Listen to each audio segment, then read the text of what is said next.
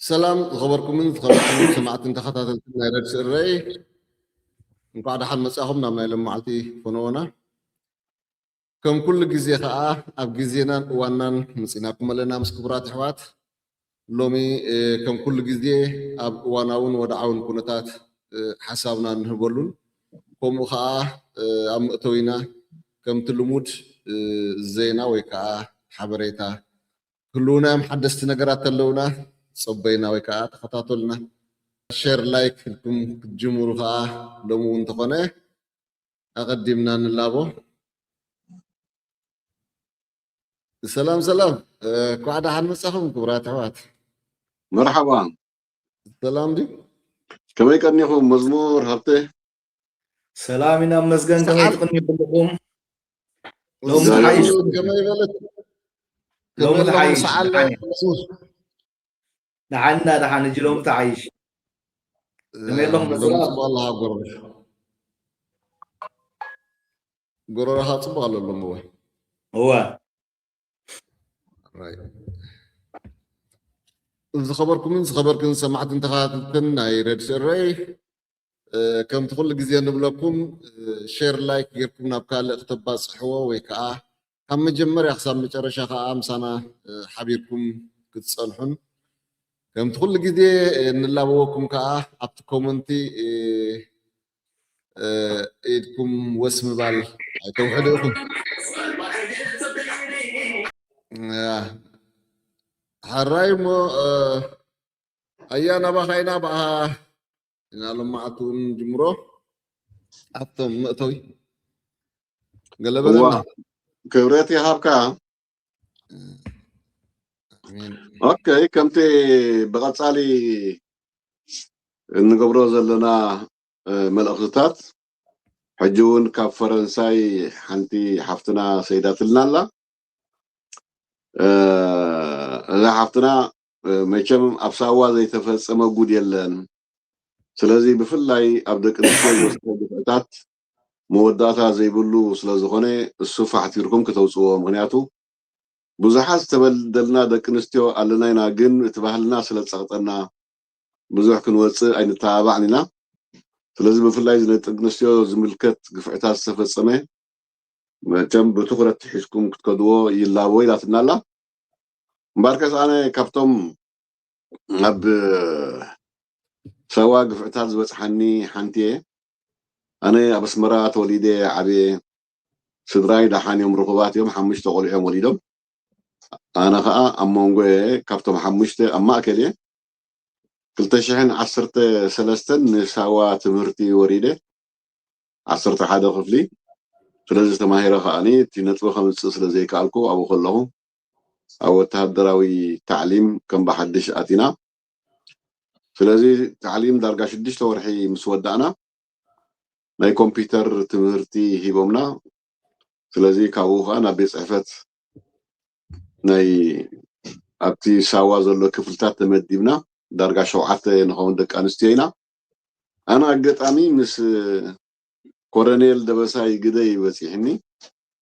ስለዚ ከም ፀሓፊት ናቱ ኮይነ ከገልግል ጀሚረ ድሕሪ ኣብኡ መቸም ድሕሪ 3 ወርሒ ክሳብ 3 ወርሒ ዝኸውን ብዙሕ ኣነ ኣብ እዋን እቲ ኣብ ዕስራታት ስለ ዝነበርኩ حلفاتي قبل اللي نيرو يقربن نيرو أنا ون بخوفا إيري إخوان حق تعيش تنسنت ون سلزنبرة لحراي قم دارقا سلست ورحي مسقوركو نسقاور كبحاتيتني أي كونيو إليو بزوح ثم قلتنا أما جرشا أني حدا ليتي شبقوت أفراريحو عمي سني سلزي نايتاش عزا حمس أنها تنسحيزي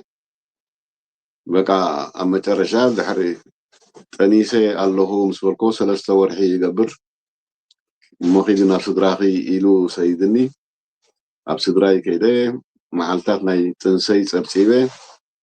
كاو خاني قلعا كولد قد النيرو قلعا توليدو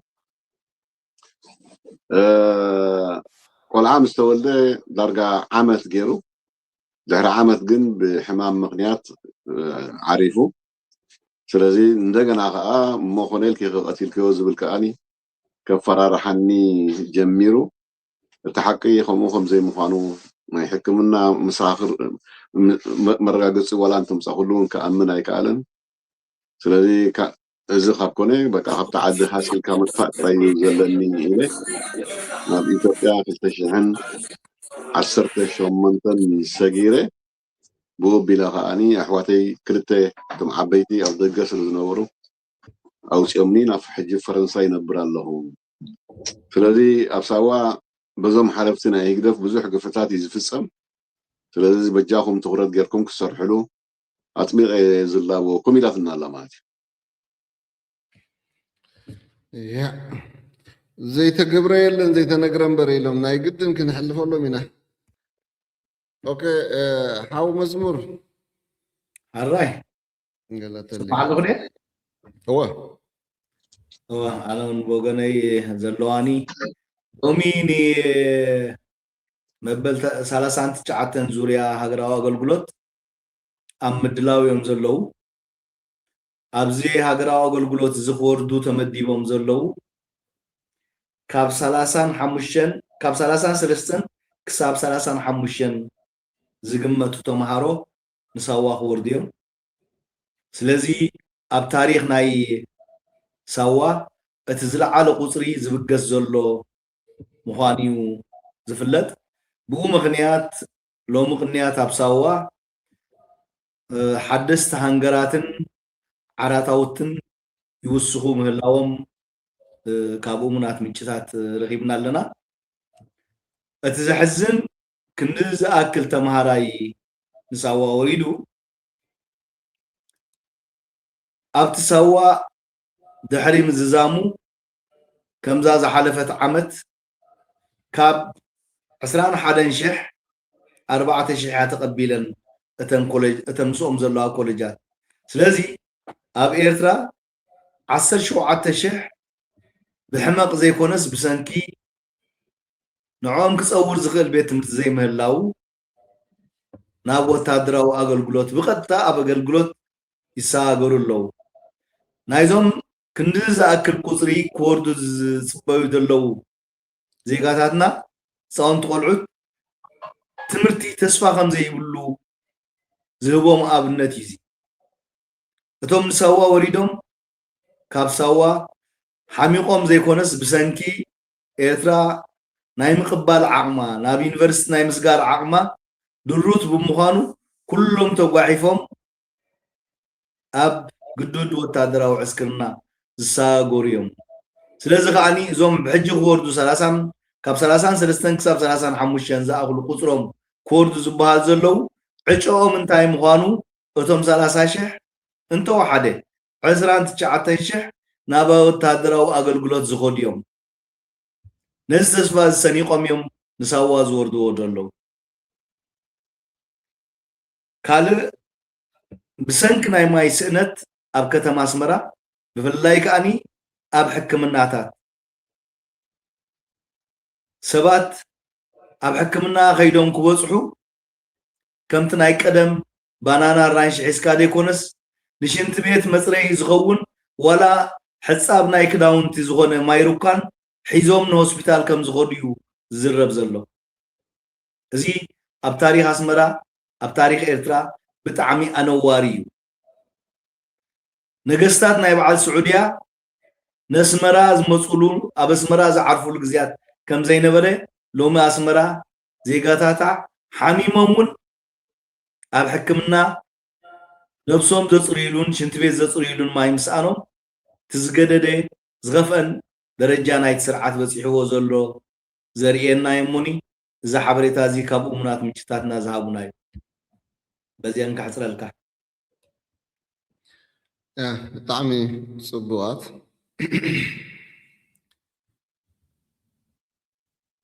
ፅቡቃት ሓበሬታ ብሕልፊ ዘናይ ሰባት ሕጂ እውን ከመ ነቕሪብካ ነርካ ሃገርመካ ብልክዕ ብዙሕ ሰብ ኢተን ዘማረለን ንሶም ከዓ ንይምሰልን እዮም ከምኡ ዝገብሩ ናብታ ስርዕት ሕተይ ወስደኩም እየ ነባር ረብሓንበር ነባር ፀላእ ወይ ነባር ፈታዊ የለን ዝብል መትከል ተመርኪሱ ኣብ ዝሓለፈ መድረኻት ብዝተፈጥረ ቅርሕንቲ ዘይቅየን ንመጻእ ክፍጠር ብዝኽእል ኣሉታዊ ምዕባለ ሰጊኡ ዘይኩለፍ መድረኻዊ ሕቶ ምምላስ ዝዕላሙ أبي أجرجركو دناقور يدلي خام سخرامات يدلي خام صلولات يدلي خام بوليتيكا زي فوت ولا أخال يدلي خام إذا سرعت حتى أدماساوي حتى مالتي أبز حلف أوان ويكا أبز ناي مجمرتا ناي صمدوتات أول سعيد بحال زنبرة ويكا زبلو زنبرن دحيرو نبقلقل ناي تقاومتون نسمعهم بهلويم سلازي أب تقاومتي يكونوا أب تمناي بحال هقداف يكونوا مغناتو أول سعيد أب أخصم كوينو بتي حاولتي زبلو زنبرن تارويانا دحرايكا قلبت إلو صمدوخ قبر كلون زبلو زنبرن قالتون محواتنا ون خطا هبدن بتقاومون كم زعينتو زبهات زنبرن أدماساوي زبلا زلخو نساقا بوليتيكا أيا بأخايا جمر كل جزء وهم راحوا ياخذوها سجامل كبار خاي واي بالقوانين لي بوليتيكا بمثلال من زرنان جزياوي روحاتاتن مغلاصو حقنا تلودي ወይ ካኹም ዝገልጹ ወይ ዝጥቀሙ ብህሎታት እዮም ክሳዕ ክንደዮም ሓቅነት ኣለዎም ዶ እንታይ ምብልኩምና اوكي اجي كمتي زبلكايو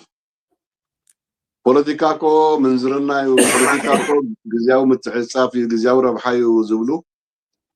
حيلتات كم زلو نفلطينا بياتهم كمتي قديم كاز بالكايو هذا مجمريا اول سعيديو ابزي دليت فتحينا زبلون بقى بوليتيكا مالتكم متعصافي او حدا طريقه ما هذا يكونن غزياو ربحاتك مرغاصيو ስለዚህ ክትተዓፀፍ ኣለካ ንረብሓኻ ዝብሉ ኣካላት ምህላዎም ወይ ድማ ብዓብዪ ፖለቲካስ ዳርጋ ምንዝርናዩ ዝብሉ ከም ዘለዉ ንሰሚዕ ኢና ማለት እዩ ሕጂ ንፖለቲካ ክንሪኦ እንተኮይንና ሃፍተ ብክልተ መቂልና ክንሪኦ ኣለና ማለት እዩ ሕጂ እቶም ጨቆንቲ ብርግፅ ንዖም ፖለቲካ ሽርሙጥና እዩ ንዖም ፖለቲካ ግዝያዊ ረብሓ እዩ نعم بوليتيكا مثلالن حاسوتن يمانتي بتا حدا وجن كنريون كلنا توم تشكونات بفلاي كاتم نفتحي زقالسو خا ناي بحقي حزباوي ديمقراسياوي زخونه سرعات نمتكال زقالسو حيتات بوليتيكا سناي حزباوي ممحدار متكال مالتي سناي حزباوي من محدار نمتكال كاني كان عنا يحتت حقنتي حتت كان مثلال نصاح تكون لك كل ناتكا زمدناتاتن مسمرن ابكن عنا استمركوسه ناتكا بروباغندا بوليسيتاتن ون اب حقنت استمركوسه كخون قدنتي زخون ماتي تزي كوينو بوليتيكا انت دا مثلالن حسوتن كوينو انتي دا انمو بوليتيكا زواسا لنا صباحسي انت دا نحنا اب سلطان مسيناس انت دا حاسوتن مثلالن انت دا خوينو تناهنا علامه كاب حجي جميرنا انتي نقالس زي حقኛ سرعات زي حزباوي سرعات نمتكالاي اي نقالسن ስለዚህ ፖለቲካ ሽርሙጥና انت خوينو مثلال تخوينوس حجي مقراس زدلنا ايكونن انت دا خوين تخوين تحقي ግን كل ጊዜ ፖለቲካ ክምዘን ከሎ ብክልተ አካላት ኢና ክንመዝኖ ዘለና ማለት ጨቆንቲ كل ጊዜ መቸም ለቲ ዲሞክራሲያዊ መሰላት ናይ ህዝቢ ሰብአዊ ዲሞክራሲያዊ መሰላት ስለዘይ ይኽብሩ ነቲ ህዝቢ ብምትላልን በሐሶትን በአፈናን ክሕዝዎ ግድን ይዝኸውን ማለት ሐሶት አሎ ምትላል አሎ አብሮሲጋ አፈና አሎ ማለት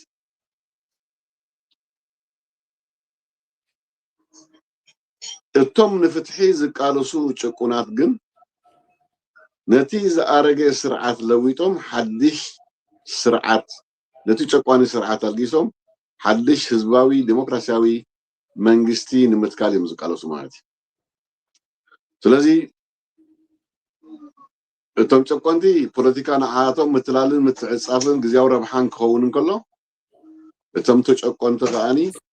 ህዝባዊ ሰናይ መምሕዳር ነቲ ጉስሩጥ ዝኾነ ስርዓት አልጊሶም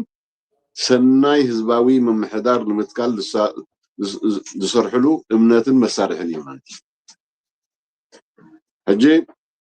እቲ ዝምድናታት እውን ካብዚ ዝብገስ ሃብተ ንኣብነት ሕጂ እንታይ ኢና ክንብል መቸም ኣብይ ኣብ ስልጣን ምስ መፀ ብፍላይ እውን ምስ ኢሳያስ ምሕዝነት ምስ ተፈጠሩ መቸም ንሪኦ ነርና ኢና እንታይ ይበሃል ነይሩ ማለት እዩ በቃ ፈፂሙ ኢትዮጵያን ኤርትራን ሓንቲ ፅልኢ ከም ዘይነበረን ተደምረናል ፍቅር ያሸንፋል ወዘተ ዝብል ጭርሖታት ፈፂሙ ነዚ ምሕዝነት እዚ ከዓ ዘይንቕነቕ ምዃኑ ብፍላይ ከዓኒ ነቶም ደለይቲ ፍትሒና ንብል ዓይንኹም ይደመሊእኩም እምበር እዚ መንጎ ኤርትራን ኢትዮጵያን ተፈጢሩ ዘሎ ዝምድና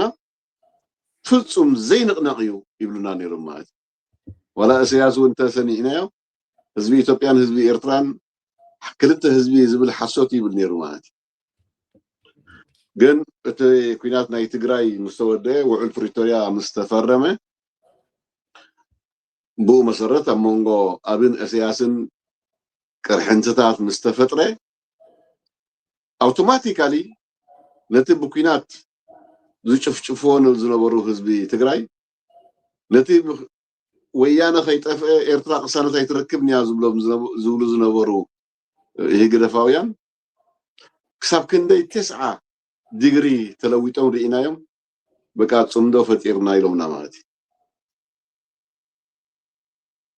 ስለዚ ንሕና እዚ ጽምዶ ዝቁና ኣይኮነን ንብል ምክንያት በዚና ከዓ ኩሉ ግዜ ማለት እዩ ስለምንታይ እቲ ጽምዶ ፈፂሙ ህዝባዊ ጽምዶ ኣይኮነን ወይ ከዓኒ ኣብ መትከላዊ እምነት ዝተሰረተ ኣብ ስትራቴጂካዊ ረብሓ ዝተሰረተ ናይ ክልተ ህዝብታት ዝተሰረተ ኣይኮነን ክንብል ከለና ስቂልና ኣይኮናን ማለት ብፍላይ እዚ ኣብ ኤርትራ ዘሎ ስርዓት ኣፀቢቕና ስለ ንፈልጦ ዕሪና ስለ ንፈልጦ መሊኡ ሰብኣውን ዲሞክራሲያውን መሰላት ናይ ህዝቢ ኤርትራ ዘይክብር እንዳሃለዎ እንከሎ ሰናይ ዝምድና ክፈጥር ይኽእል እዩ ኢልካ ዘይከኣል ስለ ዝኾነ ብፍላይ ብትግራይ ዘለዎ ኣሕዋትና ነዚ ስርዓት እዚ ኣሚንካ ምኻድ ከቢድ ሓደጋ ኣለዎ ክንብሎም ፀኒዕና ስለዚ ይህግደፍ ክሳብ ክንደይ ትማሊ ምስ ኣብይ ምስ ተዓረቀ ፍቅሪ ያሸንፋል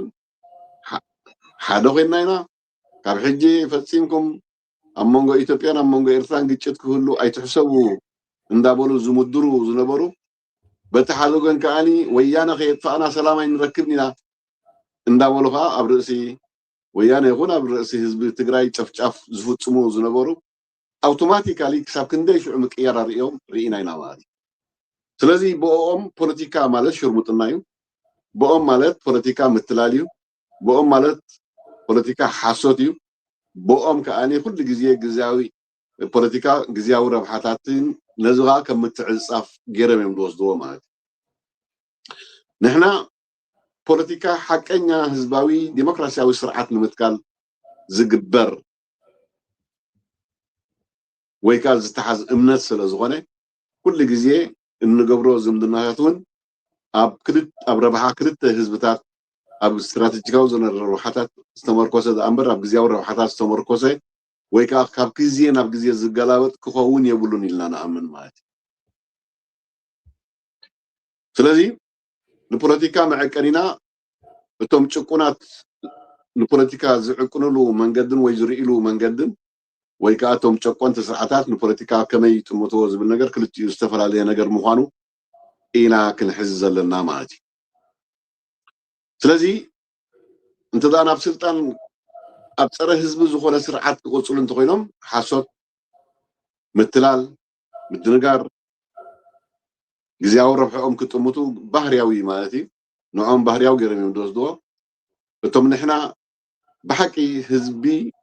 ካብቲ ዘለዎ ጭቆና ወፂኡ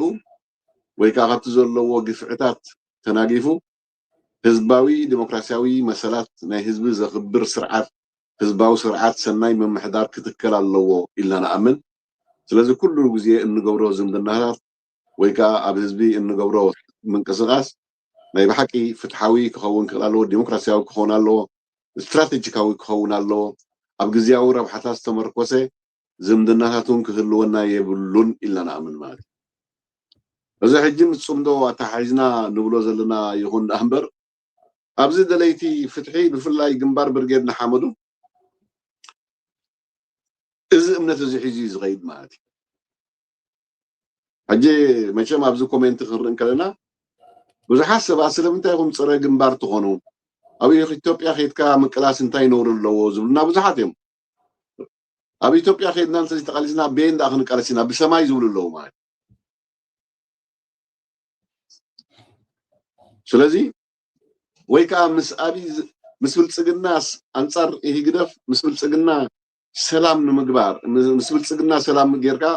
ተመሓዚኻ ነዚ ስርዓት እዚ ምልጋስ እንታይ ነውሪ ኣለዎ ኢሎም ደጋጊሞም ዝሓቱና ኣለዉ ማለት ወይ ዳኣቲ ንሕና ንዛረቦ እንድዒ ከመይ ይድርድኦም እምበሪ ብፍላይ ሕጂ ግንባር ብርጌድ ንሓመዱ ክንብል ከለና ንሕና ነቲ ዝመርሕ ዘሎ ጉጅለ ማለትና ኩሉ ግዜ ክስመረልና ንደሊ ማለት እዩ። ስለዚ ዝምድና ብልፅግናን ዝምድና ግንባር ብርጌድ ንሓመዱን ኣብ ሓቀኛ ፖለቲካዊ መስመርን ኣብ ሓቀኛ ስትራቴጂካዊ ዝምድናን ዝተመርኮሰ ኣይኮነን ኢልና ንኣምን ማለት እዩ። ክሳብ ሕጂ ሃብተ ግንባር ብርጌድ ንሓመዱ ካብ ዝፍጠር ክንደይ ገይሩሎ ዳርጋ ዓመት ገይሩሎ ንበሎ ማለት እዩ። ብዛዕባ እዚ ብልፅግና ብዛዕባ ዓሰብን ቀይሕ ባሕርን ብዓብዩ ብዛዕባ ልዕላውነት ናይ ኤርትራ ዝህቦ መግለፂታት ሓንቲ መዓልቲ መግለፂ ኣውፅኦም ኣይፈልጡን እዮም ማለት እዩ። ስለዚ ሓደ ፖለቲካዊ ውድብ እየ ዝብል ወይ ምንቅስቃስ እየ ዝብል እሞ ከዓ ንህዝቢ ኤርትራ ንሰላምን ዲሞክራስን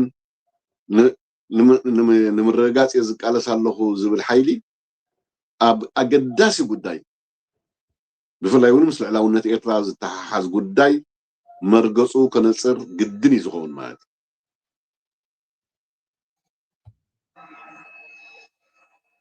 ምክንያቱ ጉዳይ ቀይሕ ባህርን ጉዳይ ዓሰብን ብጣዕሚ ዓብይ እሹ እዩ፣ ህዝባዊ ጉዳይ እዩ። ክሳብ ሕጂ ግን እወ እዚ ብልፅግና ዘቕርቦ ዘሎ ሕቶታት ቁኑዕ እዩ ክብሉ ኣይከኣሉን ኣለዉ ኣይፋሉን። እዚ ብልፅግና ዘቕርቦ ዘሎ ሕቶ ወይ ከዓኒ መግለፂታት ንልዕላውነት ናይ ኤርትራ ዝደፍር እዩ ኢሎም መግለፂ ከውፅኡ ኣይከኣሉን ኣለዉ ማለት እዩ። እዚ እንታይ ዘረዳእካ ግንባር ብርጌድ ንሓመዱ እውን ፖለቲካ ሽርሙጥና እዩ ኢሉ ዝኣምን ምዃኑ እዩ ዘርእየካ ማለት እዩ። ፖለቲካ ሓሶት እዩ፣ ፖለቲካ ምትላል እዩ፣ ፖለቲካ ግዝያዊ ረብሓ እዩ ኢሉ ዝኣምን ምዃኑ እዩ ዘርእየና ማለት እዩ። ዋላ ገለ መራሕቲ ናይ ግንባር እውን ከምኡ እዮም ድዮም በቃ ምትዕፃፍኮ ግድነት እዩ፣ ረብሓኻ ምርኣይ ግድን እዩ ዋ ዝብሉ መራሕቲ ንሰሚዕና ማለት እዩ። ስለምንታይ እቲ ናትካ ዝምድና ኣብ ሓቂ ዝተመርኮሰ ስትራቴጂካዊ ዝምድና ክኸውን ግድነት ኣለዎ፣ ብፍላይ እውን ምስ ልዕላውነት ህዝብን ሃገርን ዝተሓሓዝ ጉዳይ እንተኮይኑ ማለት እዩ። ስለዚ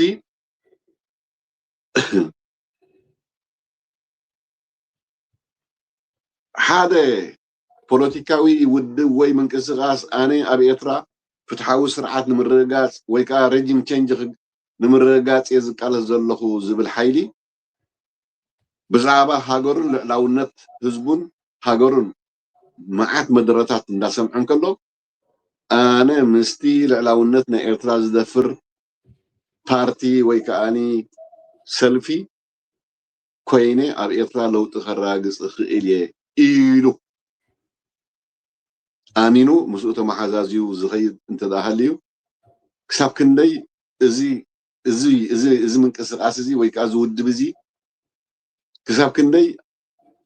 ንፖለቲካ ከም ምትላልን ከም ሓሶትን ከም ብግዝያዊ ረብሓን ዝዕቅኖ ምዃኑ እዩ ዘርእየና ማለት እዩ። ሕጂ ምስ ግንባር ብርጌድ ንሓመዱ ዝተሓሓዝ ጉዳይ ክንዛረብ እንከለና ንሕና ወይ ድማ ክንቃወም ከለና ሃብተ ክንደይ ግዜ የለና ማለት እዩ። ካብ መትከል ተበጊስና ካብቲ ንሶም ሒዞሞ ዘለው መስመር ካብቲ ንሶም ሒዞሞ ዘለው ንሕና መዕቀይና ኩሉ ግዜ ንሓደ ውደባ ሃብተ ካብ ፖለቲካዊ መስመሩን ካብ ሕጊ ህንፅኡን ካብቲ ፖሊስታቱን ኢና ንብገስ ወይ ከዓ መርገፃቱ ማለት እዩ። معكنينا زي ما سلازي تمعكني انت دا انا حزب إرترا ان هاجر إرتران ايربحنيو إلا انت امنا مقالستو كنكون اين مارسن اينا زي بنصور كنكمت مال بأنصارو لعلاونت هاجرن حزبن زدفر انت دا خوينو مستن لعلاونت حزب إرترا كدفر زهكن زلو حيلي كنا أنصارو كنا مسؤول دربنا نقالسو دا أمبر نحنا نعو كم تقالاساي رئينا أكلو كنكون كنقبل فلسيمو بوليتيكاوي منتنا يكون بوليتيكاوي بحرياتنا بوليتيكاوي مسمرنا بوليتيكاوي أمنتنا عايف كدلنا إيو تلازي بخالة الزاربة نجمبار برجير نحمدو نتوجه لك إينا نزلنا ماتيو كنقاومون كنقالسون انكلنا كمتكلو كبوليتيكاوي أمنتو كبوليتيكاوي مسمرو كبحق هنسو كاب زختلو ناي وصائي زمدناتات بوليساتو تبغيسنا إنا نقاومو مالتي سلامنتاي نبوليتيكا كم متلال نبوليتيكا كم مدنغار نبوليتيكا كم غزياو ربحا ابوليتيكا بقى متعصاف اقداس مغانو ولاو نصر حزبنا خونن كله او تتعاصف حجي متعصاف هيدل مات ايكونن غنا منتاي ختصعاصف اتنسخا حسكا زلخا مسمر كاو كي وصاكا إخاف تتعاطف تغير دامبر كساب العلاونة حزبن هاجرن زدفر قداي نقول نجديف كا متعصف زبهال نجري للمال سلازي بس قط أمزي نتوم تاعون كيهم جنبار برجير نحمل كل جزية تقاوموا زملنا كنقاوموا انتقلنا كبوليتيكاوي مسمرو كبوليتيكاوي أمنتو كبحق هنسو كابنسو زغتلو زمدناتات زمدنا ترينا حتى قدم سي واحد كنا يقدر مودع يزبل نيرو دعراي مسحميتي له مس بلصقنا يلو ولا مزي اب مريت عفار كوينو انا حرال اب حرا مريت الله زبل تكوينو بالماتي مسحميتي وني بالماتي اذا انت يزري كماتي ازي ጉጅለ እዚ በቃ ካብ ሰዓት ናብ ሰዓት ዝላወጥ ፖለቲካዊ መርገጽ ከም ዘለዎ ይዘርእየካ ማለት ስለዚ ፖለቲካ ማለት ሽርሙጥና አይኮነን ፖለቲካ ማለት ምትላል አይኮነን ፖለቲካ ማለት ግዚያዊ ረብሓ ማለት አይኮነን ፖለቲካ ማለት ኣብዘ ይድል ምትዕጻፍ ምግባር ማለት አይኮነን ስለዚ ፖለቲካ ፍትሒ ምርግጋጽ ማሕበራዊ ፍትሒ ምርግጋጽ ሰላም ምርግጋጽ استراتيجيكاوي زخونه زمدناات مغبار حزب سناي زخونه حزباو محدار مرغغاص نحزب خاني محبراوي قنع زخونه محبراوي ويكا قلطف زخونه محبراوي اغلغلوت مهاب مالتي سلازي نفس وكف قالس الله لفتح حزب التقوين نزوم حقتات زياتهم كفلطهم كخلالو نزوم روحيتات زياتهم كمالهم كخلالو دامبر بقى نفاس بزمص قصري مس نفاس تلاوت انت وينكا انا دراي فتحي انا بإرترا ريجيم تشنج خغبري انا جلز بحال زربا بفصوم ترغوم يبلون ازس بيغدفون كندي تسميعو كندي مصعاتات تغيرو يغدف كن كميلو انتي غورنالو انتي غبرالو بإرترا تنفلط حقي سلازي مصعاتاتن ويكا زبلچ ጭራሃታትን ሒስካ انا حقኛ ተቃላሳየ ክትብል አይትغልنها سلازي منئسي دقاقنا هون بلواتي كل منئسي كقالس انت خوينو اب حقنا مسمر كقالس تخوينو ما يبحكي دلاي فتحي قبلو زفئل روحيتات اماليو نقحات حيزو نهزبو اخبرو مقالستو اخبرو نسواتو اخبرو حقنا مسمر حيزو قالس اينا نصوع بفلايون اب جنبار برجيد نحمدو تطرنيفهم زلو اكلات مريحنتهم كساب كندي زغلابط مخانو كفلطو كلهم حقኛ ዝኮነ ፖለቲካዊ መስመር ዘይብሉ ምዃኑ ምስ ግዜ ዝቀየር ምስ ንፋስ ዝቀየር ፖለቲካዊ መስመር ወይ ከዓ ፖለቲካዊ ዝምድናታት ከም ዘለዎ ክፈልጡ በዚ ኣጋጣሚ እዚ ክንሕብር ንፈቱ ማለት እዩ ኣብ ኣኸላኻሲ እቲ ገዛእ ስርዓት ንዕድመ ስልጣኑ ምንዋሕ ነቲ ሕብረተሰብ በቲ ክእምኖ ዝኽእል እንዳተገላበጠ ዕድመ ስልጣኑ ከናውሕ ክጋላበጥ ወይ ከዓ ከም ትኾንብሎ ዝፀናሕናን ኣብ ገለ እዋናት ነቶም ክኾኖም ዝፀንሐን ንምንታይ ዳ ትማል ከም ትብለና ነርካ ከይበሃል ከም ሽርሙጥና ክገልፅዎ ከለዉ ከም ዝበዓል ስዒድ ኣወል ኣብነት ዘምፃእኹ ክኸውን ከሎ ግን ኣብ ተቓለስቲ ነቲ እትነብሮ ወይ እውን ነቲ ህላወ ነቲ ዘለኻ ልዋፅዓ ብምርኣይ ነቲ ዋፅዓኻ ንምንጋፍ ኢልካ እንድሕር ደኣ ከም መስመርን መትከላዊ እምነትን ኣቐሚጥካዮ ክትተዓፀፍ ትኽእል ዲኻ እንድሕር ደኣ ንፁር መትከላዊ እምነታትን መስመራትን ስልትን ስትራቴጂን ኢልካ ኣቐሚጥካ እንተፀኒሕካ ስለዚ ከምዚ ክብሉ ይኽእሉ ድዮም ደለይቲ ፍትሒ ኮይኖም ወይ እውን ተቓለስቲ ኮይኖም መትከላዊ እምነታት እናሃለዎም ከሎ ክጋላበጡ ከሎ ድዮም ካብ እንድሕር ደኣ ከምኡ ኮይኑ ካብ መስመሮም ወፂኦም ወይ እውን ከዓ ንፁር መትከላዊ እምነት የብሎምን ዘብለና ኣይክኸውን ከመይ መርኣኻ هو حجي خميديو هفته مسيلكا حدا زي كنا سرعات نعملت كم يقدر في توسيد ناسي علم السلطانو كنا واح مثل حصوت كل زي كم معلتاوي يروحوا غيرو وصلوا بحرياوي مال لمنتاي علم السلطان كا تناوح انت وينكا مها تشاقواني سرعات انت وينكا نتهزبي كتتلل لك نتهزبي حصوت مجلساتن مبسعاتن كتير لك بو بالكا خاني تعد مسلطانكا عندنا واحكا تقدلو هواو كفتر بحرياوي مالتي سلازي زمزن بتنسو زهبو نامنا حجي يقدر حنت معلتكو حما ጭርሖ ይብሉንኮ ከም ጭርሖ እንተቆይኑ ማለት ምዕባሌ ግስጋሴ ብልጽግና ኩሎ ይዝብሎ ማለት ግን እቶም ተግባራዊ ምንቅስቃሳቱስ ከምኡ ድዮም ይትሕቶ ክንደይ ግዜ ኢልና ኢና ሃብተ ስራቅ ክመፅእ ከሎስ ኣነ ክሰርቀካ ኢለ ሃብተ ይመፀካኒ ፅቡቅ ሰላም ብለካ ኩነታትካ ይፈልጥ ኩነታት ገዛኻ ይፈልጥ ናትካ ብርቱዕን ድኹምን ጎኒ ይፈልጥ ሽዑ ክሰርቀካ ዝፍትን ማለት ስለዚ እዚ ብኤርትራ ዘሎ ስርዓት ፀቢጡ ዘሎ መንግስቲ ዘብለጭ ልጩ ጭርሖታት ሒዙ መፂኡ ናብ ስልጣን ማለት ኣብ ስልጣን ምስ መፅኻ እንታይ ኮይኑ ርኢና ኢና ማለት እቲ ተግባራዊ መዓልታዊ ተግባራቱ ግን እንታይ እዮም ከኣኒ እቶም ኣብ ኤርትራ ዘለዉ ኩነት ባዕሎም ኩላህና ንፈልጦም እዮም ማለት ስለዚ ንስኻ ዳይ ፍትሒ ተባሂልካ ግን ልክዕ ከምቶም ጨቆንቲ ስርዓታት ኣብ ላጭላጭ ጭርሖ ሒዝካ ነቲ ንስኻ ሒዝካያ ዘለኻ ቃልሲ ዘይምጥን ዝኾነ ተግባር ክትፍፅም እንተደኣ ኮንካ ስለዚ ትቃለስ ዘይኮንካ ዘለኻስ በቃ ነቲ ስርዓት ኣሊኻ ሓድሽ ንዑ ዝመስል ስርዓት ንምትጋል ትቃለስ ምህላውካ ይዘረጋግፅ ማለት እዩ ካብዚኣ ወፃኢ ካልእ ትርጉም የብላን ስለዚ ደላይ ፍትሒ ተባሂልካ ንህዝቢ ክትተልል ተውዒልካ ንፖለቲካ ከም ሽርሙጥና እንተወሲድካዮ ኣይ ንግዝያዊ ረብሓታትካ ክትብል ክትተዓፀፍ ትሓድር እንተኮይንካ ኣብ ክንዲ ሓቀኛ ዝኾነ ስትራቴጂካዊ ዝምድና ምግባር ዝምድናታትካ ኣብ ግዝያዊ ረብሓታት ዝተመርኮሰ እንተደኣ ጌርካዮ ስለዚ ነቲ እቃለስ ኣለኹ ኢልካ ዝሓዝካዮ ጭርሖ ዕላማ እሙን ዘይምዃንካ ይዘረጋግፅ ማለት እዩ እሱ ስለዝኾነ ኢና ግንባር ብርጌድ ንሓመዱ እቲ ንሱ ኣብ ላጭላጭ ዝብሎ ጭርሖታት ገዲፍና ተግባራዊ ምንቅስቃሳሱ እንታይ ይመስል ክንብል ንግደድ ማለት እዩ ካብ ተግባራዊ ምንቅስቃሱ ኻይና ኩሉ ግዜ እዚ ጉጅለ እዚ ሓደገኛ ይንብል ማለት ስለዚ ኣነ ደላይ ፍትሒ ኣነ ኣብ ኤርትራ ሬጂም ቼንጅ ከራግፅ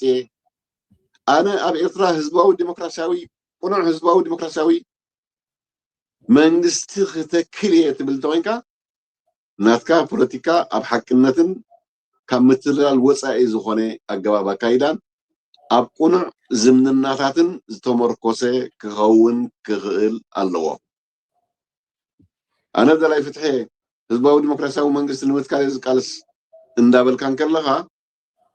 ዘይቁኑዕ ዝምድናታት ምግባር ናይ ሎሚ መምዘኒኻ እዩ ዝኸውን ማለት እዩ ናይቲ ፅባሕ ትኽተሎ ናይ ወፃኢ ፖሊሲ ጉዳይካ ዘመላኽት ማለት እዩ حجنا أمنات أنت هيقدر مسينا سب سلطان مسألة هابته مجمريا مسقسي مسعودية يتبعي سمات مجمريا ولا الرفرندم كي ترى قصة كله مات لو ما كنت سعوديان قبسن كزاربون كله لك كم تاريخاويان فتوتي قدم تاريخيان صلاتنا بهالنيرمات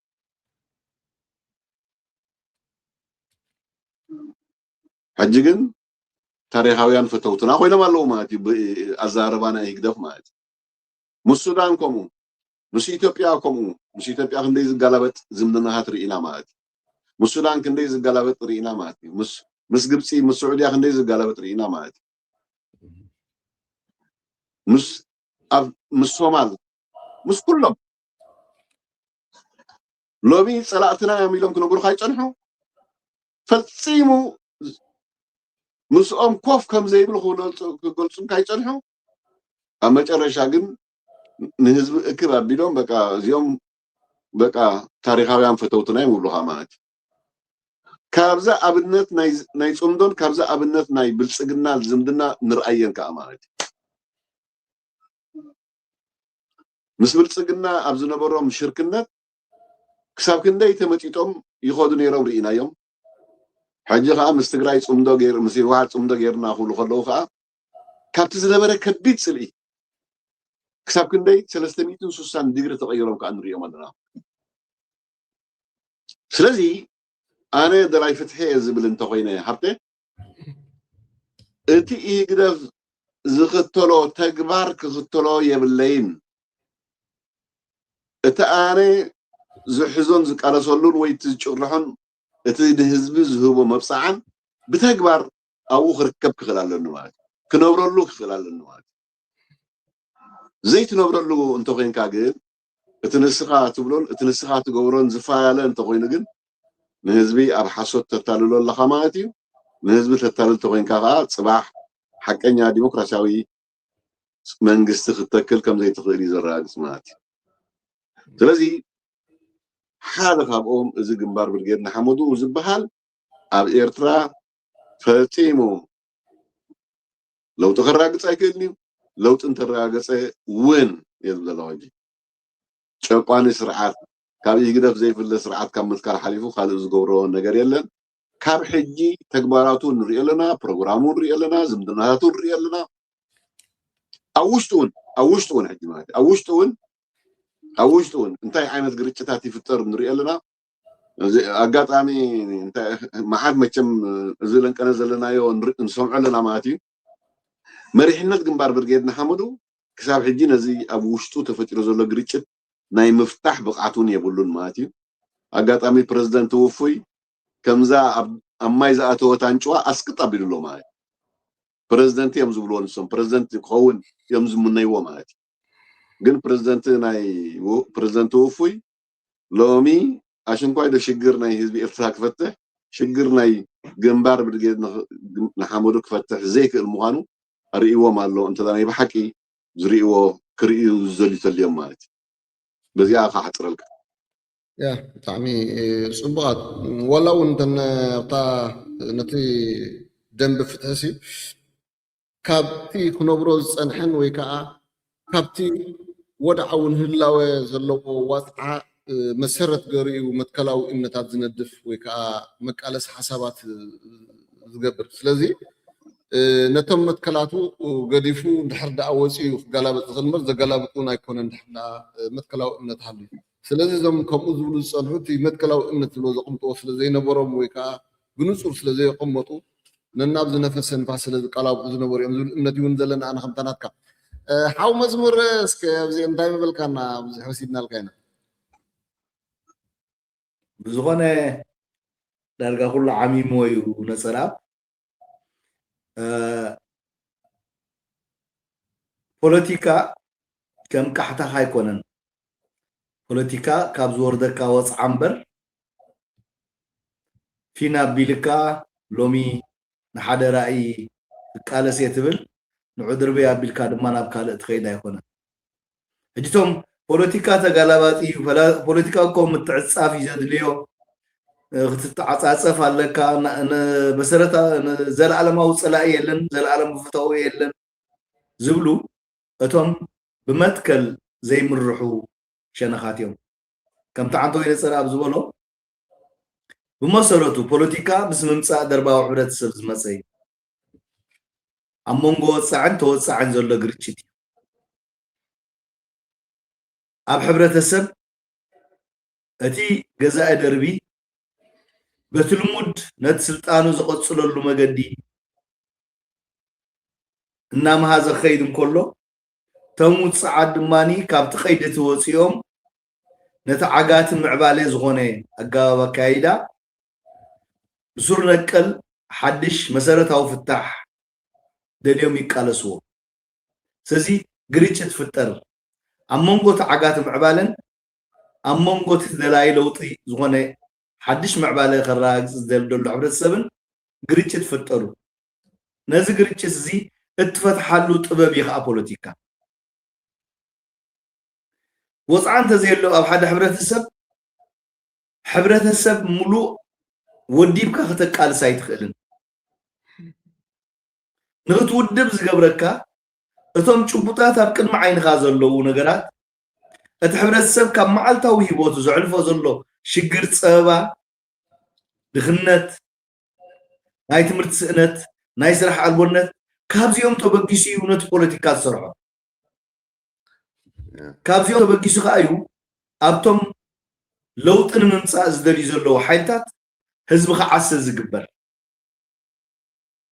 ስለዚ ሓደ ህዝቢ ኣብ ጎንኻ ዓሲሉ ክቃለስ እንተኮይኑ እቲ መሰረታዊ ለውጢ ዝደልደሎ ሓይሊ ነቲ ዓጋቲ ምዕባለ ዝኾነ ኣረጊት ስርዓት ምሕው ክጉሕፎ ዘኽእለካ ፖለቲካዊ ጥበብ ትኽተል ዘኽእለካ ናይ ውደባ ጥበብ ትኽተል ስለዚ ውፅዓት ኩሉ ግዜ ኣብ ሓቅን ኣብ ዝጭበጥ መሰረታዊ ናይ ወፅዓ ትሕዝቶታትን ተበጊሶም እዮም ቃልሶም ዝካይዱ እቶም ወፃዕቲ ግን ኩሉ ግዜ ዘይትግበር ጓንጓ ጭርሖ ፅባሕ ከምዚ ክንገብረልካ ኢና ከምዚ ሰራዊት ኤርትራ ንመዋእሉ እዚ ብሽም ሃገራዊ ኣገልግሎት ገንዘብ ቅመጠልኩም ኣሎ ኣባይ ትዕደሉ ኢኹም ገዛውቲ ክስራሓልኩም እዩ ፃማ ክትረኽቡ ኢኹም እናተባህሉ ንመዋእሎም ኖለ ኤርትራ ነፃ ሃብትወፅእ ኣይኮነን ዶ ነቶም ሕጂ ዝቃለሱ ኣብቲ ወታደራዊ ሰልፍታት ዘለውስ እቶም ተቃሊሶም ዝመፁ ዝሰንከሉ ሓንቲ መውደቂት ዓራት እትኸውን ገዛ ከይረኸቡ ኩሎም ፀኒቶም ኣብ እዋን ዕጥቃዊ ውለታዊ ተጋድሎ ሰንኪሎም ዝኣተው እኮ ን35 ዓመት ካብታ ናፅነት እንትርፉ ሓሳረ መከራ ኣይ ካብ ውላድ ኣይ ካብ ጥዑይ ናብራ ኣይ ካብ ጥዑይ ደመስ ካብትን ናብትን እናተኸላቦት እዮም ዝነብሩ ዘለዉ ስለዚ ንፖለቲካ ዝሰርሖ ወይ ከዓ ፖለቲካ ዕላማ ዘለዎ ኮይኑ ንህዝቢ መሰረታዊ ናይ ንቕሓት መበገሲ ዝኸውን ቶም ኣብ ርእሲኡ ዝፍጠሩ ወፃዓታት እዮም ካብዞም ወፃዓታት እዚኦም ንኽናገፍ ነቶም ኩሎም ወፃዓቲ መነመን እዮም እንታይ መስሉ ናይ ውሽጥን ናይ ደገን ወፃዓቲ ነቲ ስርዓት ነቲ ኣረጊት ዝመሽመሸ ስርዓት ንኸይድርበ ዓንዲ ሕቆ ኮይኖም ዝቐፅልዎ ዘለዉ መነመን እዮም ኢሉ ከለሊ ይግደድ ኣለልዩ ድማ ናይ ውሽጥን ናይ ደገን ፀላእቱ ኣነፂሩ ይቐምጥ እዚኦም ፀላእቱ ክቕምጥ እንከሎ ነዚ ንሱ ዘካይዶ ዘሎ ህዝባዊ ቃልሲ ካብዚ ኣረጊት ዝመሽመሸ ስርዓት እዚ ክናገፍ ዝቃለስ ዘሎ መነመን ዝኣመሰሉ እዮም ፈተውተ ኢሉ ከዓ ይቐምጥ ፈተውቱ ብመሰረቱ እቲ ውፁዕ ጭቁን ዝተገፍዐ ህዝቢ ናይ ርሑቕን ናይ ቀረባን ደገፍቲ ክህልዎ ይኽእል ዶ እወ ካብቲ ናይ ባዕሉ ጥበብን ሜላን ናይ ቃልሲ ነቲ ወፅዓ ፈሊጡ ዝቃለሰሉ ነቲ ወፅዓ ፈሊጡ ዝደጋገፎ ነቲ ኣብ ኤርትራ ዘሎ ወፅዓ እንታይ ይመስል ካብዚ ወፅዓ እዚ ንክናገፍ እንታይ ክገብር ኣለዎ ሞራላዊ ደገፍ ዝህቡኻ ማተርያላዊ ደገፍ ዝህቡኻ ገለ እውን ውፅዓት ተቃለስቲ ዓለም ለኻዊ ኣተሓሳስባ ዘለዎም ኣብ ጎንኻ ኮይኖም ዝስለፉ ብውልቀ ሰብ ደረጃ ኣብ ጎንኻ ኮይኖም ዝቃለሱ ክትፈጥር ትኽእል ኢኻ እዚ ናትካ ብቕዓትን ክእለትን እዩ ዘድሊ እሞ ኣብዚ ኣብ ቃልስና ዝርአ ዘሎ ጋሕመጥመጥ ፖለቲካ እኮ ምትዕፅፃፍ እዩ ፖለቲካ እኮ ሽርሙጥና እዩ ፖለቲካ ሎሚ ኣበይ ፀኒሕካ ኣበይ ተሓድር ግድን ኣይኮነን ካብ ሕጂ ትሒዝካ ከተነፅሮ መምስ ግዜ ትተዓፃፀፍ እናበሉና ዝመፁ ብቐንዱ እቲ ፀራኢና ስርዓት ይግደፍ ካብኡ ቀፂልካ እዞም ተቃለስቲና ዝብሉ ግን ከዓ ዝቃለስሉ ዕላማ ዘይፈልጡ ሓደ ሕብረተሰብ ከመይ ካብ ወፃእ ክናገፍ ዝቃለስ ወፃእ እንተዘይህልኽን ሓደ ሕብረተሰብ ንዓተ ቃለስካ ከተቃልሶ ትኽእል ዲኻ ብርጌድ ንሓመዱ ክብገስ እንከሎ እቲ ኣብ ኤርትራ ዝፀንሐ ወፅዓ እቲ ኣብ ኤርትራ ርእይዎ ዝመፀ ወፅዓ ብባሕርን ሰሃራን ክሰግር እንከሎ ዘሕለፎት ምረትን ጭቆናን ነዚ ክኸውን ዘቃልዖ ስርዓት ይግደፍ በፂሕዎ ደሎ ደረጃ ርእዩ ህዝባዊ ማዕበል ኣበጊሱ ፀገንቲ ኣተሓሳስባ ዘለዎም ኣብቲ ውሽጡ ንናይ ባዕሎም ፖለቲካዊ ረብሓን ስልጣንን ክብሉ ዝጓየዩ ድማ ኣብቲ ውሽጡ ንሓቀኛ መሰረታዊ ለውጢ ዝቃለሱ ድማ ኣብቲ ውሽጡ ኣብዚ ከይበሰለ እንከሎ ሓድሕዱ ከይተላለየ ብኣፎም ጥራሕ ጓንጓ ጭርሖ ነፅር ብዝብሉ ንባዕሎም ዘይንፁራት ታነፅር ሃይማኖታዊ ቋንቋያ ይብልዋ እዚኣ ውፉይ ድብላ ኩሉ ግዜ ነፅር ኣብ ሃይማኖት ግን በይናያ ትርጉማ ዘይንፁር ምዃኑን ዘይፈልጦ ዘነፅር ዘሎን ምዃኑ ንምፍላጥ ነፅር ማለት ኣብ ቤተ ክህነት ኣስተውዕል ነፅር ክትበሃል እንኮላ ኣብ ቤተ ክርስቲያን ኣስተውዕል ንምባል እያ ነታ ትሓልፍ ዘላ ቃል ወይ ከዓ ነታ ትድገም ዘላ ቃል ኣስተውዕል ንምባል ነፅር እዚኦም ግን ንፖለቲካዊ መርገፅ ነፅር ይብሉ ምንፃር ካብ ባዕልካ እዩ ዝብገስ ምንፃር ናተይ ትብሎ ህዝባዊ ዕላማ ዝተዓጥቀ ሓቀኛ ህዝባዊ መስመር ምጭባጥ እዩ ኣብ ፖለቲካዊ ትርጉም ብዘይንፁር ህዝባዊ ዕላማ ብዘይንፁር ፖለቲካዊ መስመር ዝኾነ ይኹን ሸቶ ክትወቅዕ ኣይከኣልን ብምትላል ብምድንጋር ንዝተወሰነ ግዜ ፖለቲካዊ ስልጣን ክትጭብጥ ትኽእል ኢኻ ውድብ ክትመርሕ ትኽእል ምንቅስቃስ ክትመርሕ ትኽእል ሃገር እውን ክትመርሕ ትኽእል ከምዚ ናይ ኢሳያስ ሃገር መሪሕዎ ደሎ ሃገር መሪሑ ግን ናብ ደልሃመት ይትይወን እቲ ብዘይንፁር ፖለቲካዊ መስመር ውድብ ዝመርሕ እውን ብተመሳሳሊ ነቲ ውድብ ናይ ዕንወቱ መሰረታዊ መንስኤ እዩ ዝኸውን ውፉይ ከዓ ናይዚኣ ዋና በዓል ብልጫ እዩ ነፅር እናበለ ንብሩህ መፃኢ ኣዕኒዋ ኣብ ውሽጢ ብሩህ መፃኢ ከመይ እናኾነ መፅዩ ለይትን መዓልትን ግን ነፅር እዩ ዝብል ነይሩ ንብሩህ መፃኢ ሒዝዋ ተሰኪምዋ ድማ ናብ ግንባር ብርጌድ ንሓመዱ ተፀምቢሩ ኣብቲ ህዝባዊ ማዕበል ብርጌድ ንሓመዱ ክፅምበር እንከሎ ኩሎም እቶም ኣብቲ ከባቢ እዩ ዘለዉ ኣብቶም ዝተካየዱ ማዕበላት ኣብ ጀርመን ኣብ ስዊድን ኣብ ሆላንድ ብኣካል ኣይተሳተፈን ብዙሓት ኣብኡ ኣብቲ ከባቢ ዘለዉ ዝብልዎ ኣብታ ፖለቲካዊ ኩረሻ ምንዳይ ግን ብውልቆም ዝተጎጀሉ እሙናት ሰባት ሒዝኩምልና ምፁ ብዝተባሃሉ ናይ ኢትዮጵያ መራሕቲ ሓደ ካብታ ናይታ ዓንኬልቲኣ ዋና ገስጓሲ ኪሮስ ኮይኖም ነዛ ናይ ግንባር ብርጌድ ንሓመዱ ኩረሻ ኣመሓዛ በቂዖም ኣብ ከመይ ደረጃ ኣላ ኣብ ከመይ ኩነታት እትዮም ኣለዉ ኣቀዲሙ ኺሮስ ንፖለቲካዊ ውድባት ኤርትራ ዝመርሑ ዝነበሩ ኩሎም ይግደፍ ቁፅሪ 2 እዮም ቃልስና ብይግደፍ ምራሕ ስለ ዝነበረ እዩ ኣብ ዕንክሊል ኣትዩ ይብል ነይሩ ሎሙ ተርኡ መፅያቶ ኪሮስ ምስ ይግደፍ ይራኸብ እዩ ምስ ይግደፍ ዝራኸቡ ሰባት ይራኸብ እዩ ተባሂሉ ተጠርጢሩስ ናብ ቤት ማእሰርቲ እውን ኣብፂሖሞ በለፀኛ ውፉይ ክሳዕ እዛ ሰዓት እዚኣ ብዛዕባ እዚ ኣጓኒፉ ደሎ ንዳዕሮና ዝፈንጨሎም ውፉይ እዩ ኣብ ዳዕሮና ወፊሮም ዝነበሩ መንእሰያት ወዶም ጓሎም ኣካል ናይቲ ህዝባዊ ማዕበል ብርጌድ ንሓመዱ ኮይኖም እዮም ወፊሮም ድሕሪኡ ግን ንዑ ነታ ቦታት እያ ንምቁፅፃር ብዝተገብረ ስራሓት ብዙሓት ካብቲ ቦታት በኺሮም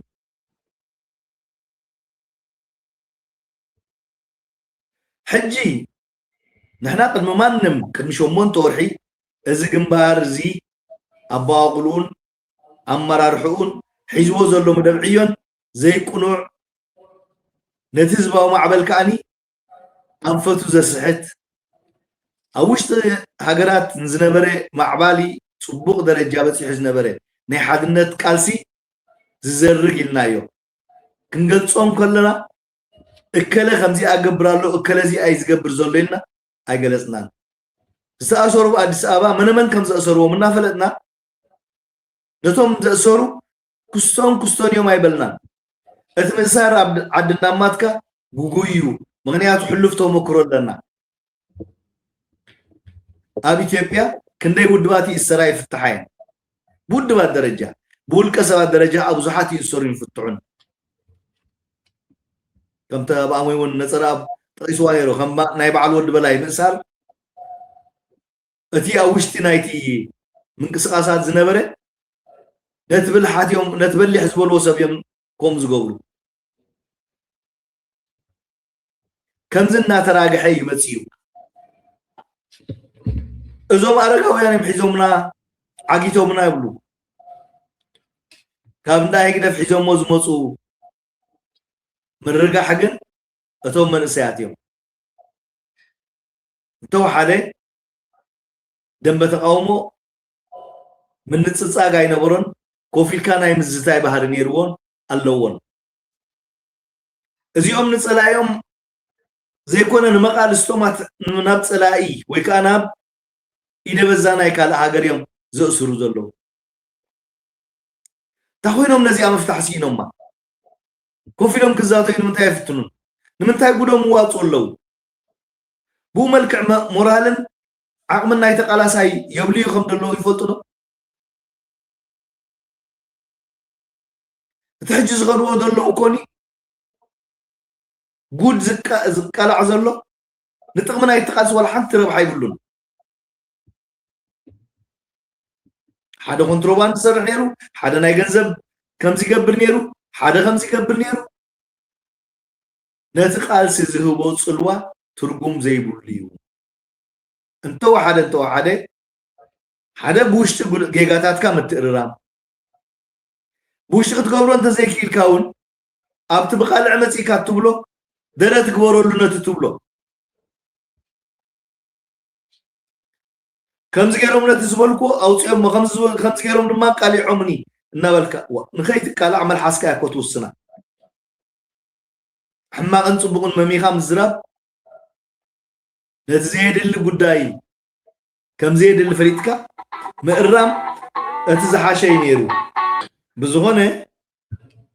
ፖለቲካ ኣብ ሓቂ ዝተመርኮሰ እዩ ንሓቀኛ ህዝባዊ ዕላማ መፍትሒ ዘምፅእ ሓቂ ከዓ ውፅዕ ምዃንካ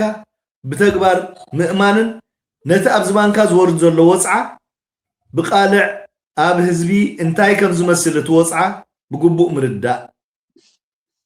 ወፅዓ ዘይብሉ ሕብረተሰብ ወፅዓ ዘይብሉ ህዝቢ ብምንም ተኣምር ክቃለሰልካ ወይ ከዓ ክዕጠቐልካ ኣይከኣልኒ ህዝቢ ኤርትራ ብዘይ ዕረፍቲ ዝቃለስ ዘሎ ኣብ ዝባኑ ዘሎ ወፅዓ ስለ ዝፈልጥ እዩ እቶም ፖለቲካ ምትዕፅጻፍዮም ኢሎም ከምሁሩ ዝደልዩ ዘለዉ ፖለቲከኛታት ኮይኖም ዘይኮኑሲ ነቲ ወፅዓ ተጠቂሞም ንግዝያዊ ረብሓታቶም ክብሉ ዝገብርዎ ዘለዉ እዩ ኣብ ህዝቢ ከዓኒ እዚ ዓይነት ምድንጋር ኣይፍጠርኒ እዩ ክንብል ኣይንኽእልን ምክንያቱ እቲ ቁኑዕ ዲሞክራሲያዊ ተቃላሳይ ንፀረ ዲሞክራሲ ዝኾኑ ኣተሓሳስባታት መሊኡ ሰጢሙ ክሳዕ ዘይተገጠሞም እዞም ሃጓፋት እዚኦም ክርከቡ ባህርያዊ እዮም ስለዚ ንምጥቕላል ፖለቲካ ካብ ሓቀኛ ወፅዓን ካብ ኣረጊት ኣተሓሳስባ ወፅኡ ናብ ሓድሽ ምዕቡል ኣተሓሳስባ ክሰጋገር ዝደሊ ባህሪ ናይ ቃልሲ እምበር ኣብ ዝነበረ ኣረጊት ኣተሓሳስባ ምስምሳት እናርዝሐ ክነብር ዝደሊ ምንቅስቃስ ኣይኮነን ስለዚ እቶም ዘታልሉ እውን እንትኾኑ ነቲ ናይ ሓፋሽ ወፅዓ እናንፀበርቁ ግን ብተግባር ዘይግዝኡሉ ምዃኖም እዮም በዚያ ሓፅረልካ ብጣዕሚ ፅብቕቲ እያ ፖለቲካ ምትላልን ከም ምንዝርናን ዝገልፅዎ ሰብ ረብሓ ምዃኖም ኢና እቲ ሓፈሻዊ ክነጠቓሎ ፀኒሕና ውፅዓት ግን ኩሉ ግዜ ንዋፅዖም መሰረት ብምግባር ነቲ ዝነብሩሉ ዋፅዓ ንምንጋፍን መትከላዊ እምነታት ዝነድፍሉ ስለ ዝኾነ መትከላዊ እምነታቶም ወይ ከዓ መትከላዊ ፕሮግራሞም ከዓ ንዋፅዖኦም ዘንፀባርቕ ካብ ዋፅዖኦም ዘናግፍ ስለ ዝኾነ ዝገላበጥ ኣይክኸውን ኣይካየዶን እዩ እንድሕር ዳ ኣብዚ ዝገላበጥ ባህርታት ሃልይዎም ኮይኑ ከም ምንዝርናውን ዝገልፅዎ ኮይኖም ተቃለስቲ ግን ብልክዕ ንፁር መትከላዊ እምነት የብሎምን እዩ ዘስምዕ ስለዚ ብጣዕሚ ፅቡቃት ሓሳባት እንተን ኣብተን ናይ ፖለቲካ ክንህበን ፀኒሕና መስግን ኣብ ቀፃሊት ዘላትን ሕተይ ክቅፅል ፍሉይ ነገር ተዘይሃልኩም መዝሙር ናባኻ ግጭት ግደፍ ምስ ህወደግን ብልፅግና ተመሳሳሊ ባህሪ ኣለዎ ዶ ግጭት ይግደፍ ምስ ይወደግ ግጭት ይግደፍ ምስ ብልፅግና ተመሳሳሊ ባህሪ ኣለዎ ዶ ብመሰረቱ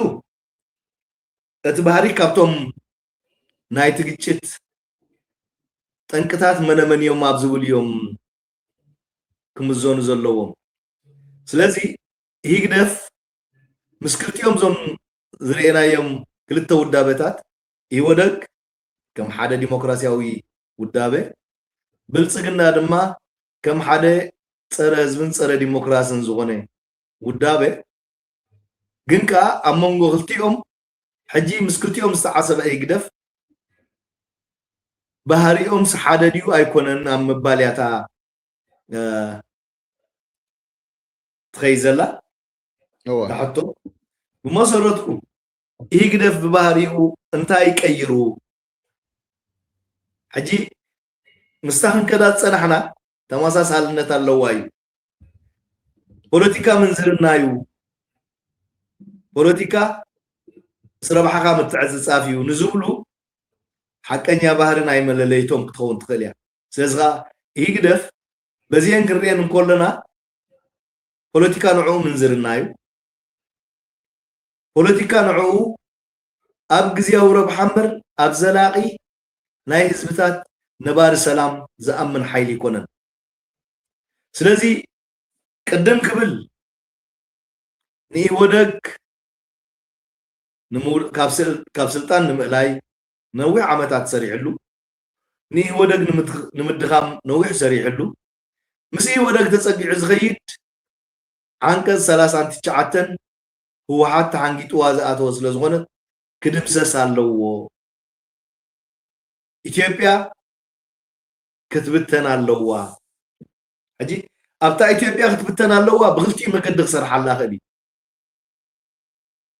ኣብ ፀረ ይወደግ ዝተገብሩ ቃልስታት ተርብሖ ነይራ ሰርሓላ ነይሩ ሕጂ ድሕሪ እቲ ኩነታት መቸስ ዝተጸገመ ወይ ከዓ ዝኸፍኦ ገበል እውን ሓቆፍ እዩ ስለዚ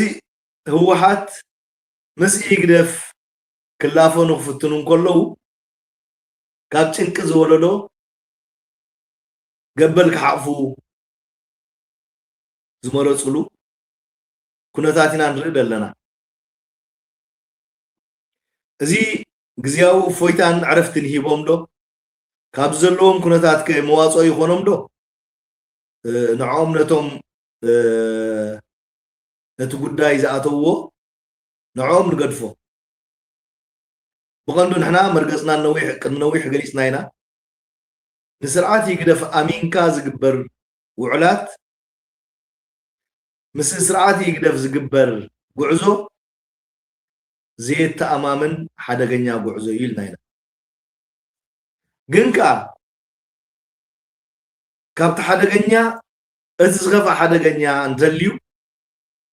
ነቲ ሓደጋ ስጋዕ ትዘሓሕል ናብቲ ሓደ ክትውግን ትኽእል ኢኻ ስለዚ ኣብዚ ምዝርአናዮ ናይ ህወሓት መገዲ ምስቲ ኣብዪ ኣሕመድ ዝኸዶ ዘሎ ኩነታት ምስቲ ኣብዪ ኣሕመድ ገና ዘይፀገበሉ ማለት ብውዕል ፕሪቶርያ ነቲ ኩናት ጠጠው ምስ በለ ናይ ምፍራሶም መገድታት ብዘገምታዊ ብዘቤታዊ ጉዳይ ገይሩ ክዕንዎም ከፍርሶም ፈቲኑ ናይ በዓል ጌታቸው ናይ በዓል ጻድቃን ኩነታት ርኢናዮ ነቲ ዝነበረ ብምርጫ ዝተመርፀ መንግስቲ ኣብ ፕሪቶርያ ከይዶም ድሕሪ ምውዓሎም ነቲ መንግስቲ ኣፍሪሶም መፅኦም እንተኾነ ኣፍሪሶም መፅኦም እምበር እቲ ህዝባዊ ባይቶታት ናይ ትግራይ ምስ መፁ ከፍርስዎ ይከኣሉ እምቢታ የርኢ ነይሩ እቲ ህዝባዊ ባይቶታት ናይቲ ህዝቢ ከም ውፅኢቱ እውን ንርኢ ነርና ኣፍራስ እናሸለምካ ኣባቕል እናሸለምካ ዓዲ ዓዲ መራሕቲ ናይ ምምዛዝ ኣመሓደርቲ ናይ ምምዛዝ እቶም ህዝባዊ ባይቶታት ናይቶም ወረዳታት ይኹና ናይ ከተማታት ናይ ዓድታት ግን እምቢ ኣይንቕበለኩምን ልዕሊ ትውድብ ይኸይዱ እቲ ናይቲ ህዝባዊ ባይቶታት ከም ውፅኢቱ ድማ ኣብ ገለገለ ከጣቕዕሎም ፀኒሖም ኣብ ሽረ ግን እታ ናይ ስዕረት ምልክት ርኢናዮ ንሕና ዘይመረፅናዮ ኣይመርሓናን ትዝክሩ ኢኹም ኩልኹም ጌታቸው ኣኼባ ዝደሊ ኮፍ ይበል ኣኼባ ዘይደሊ ይውፃእ ኢልዎም ንሶም ግን ኣኼባ እንደሊ ንሕና ኮፍ ንብል ንኣኼባ ዘይትበቅዕ ግን ንስኻ ውፃእ ኢሎም ከፈራርሕ ፈቲኑ ድሕሪኡ ግን ሃዲሙ ወፂና ርኢናዮ ስለዚ እቶም ህዝባዊ ባይቶታት ህዝቢ ባዕሉ ንነብሱ ናይ ምምሕዳር መሰሉ እምቢ ኢሎም ዋጋ ከፊሎምሉ ስለዚ ህዝባዊ ባይቶታት ከይፈረሰ ፀኒዑ ድሕሪኡ ውድብ ህወሓት ድሕሪ ጉባኤኡ ድማኒ ኣብዚ ዝሓለፈ ግዝያት ነቲ ዝነበረ መንግስትና መሊስና ኢሎም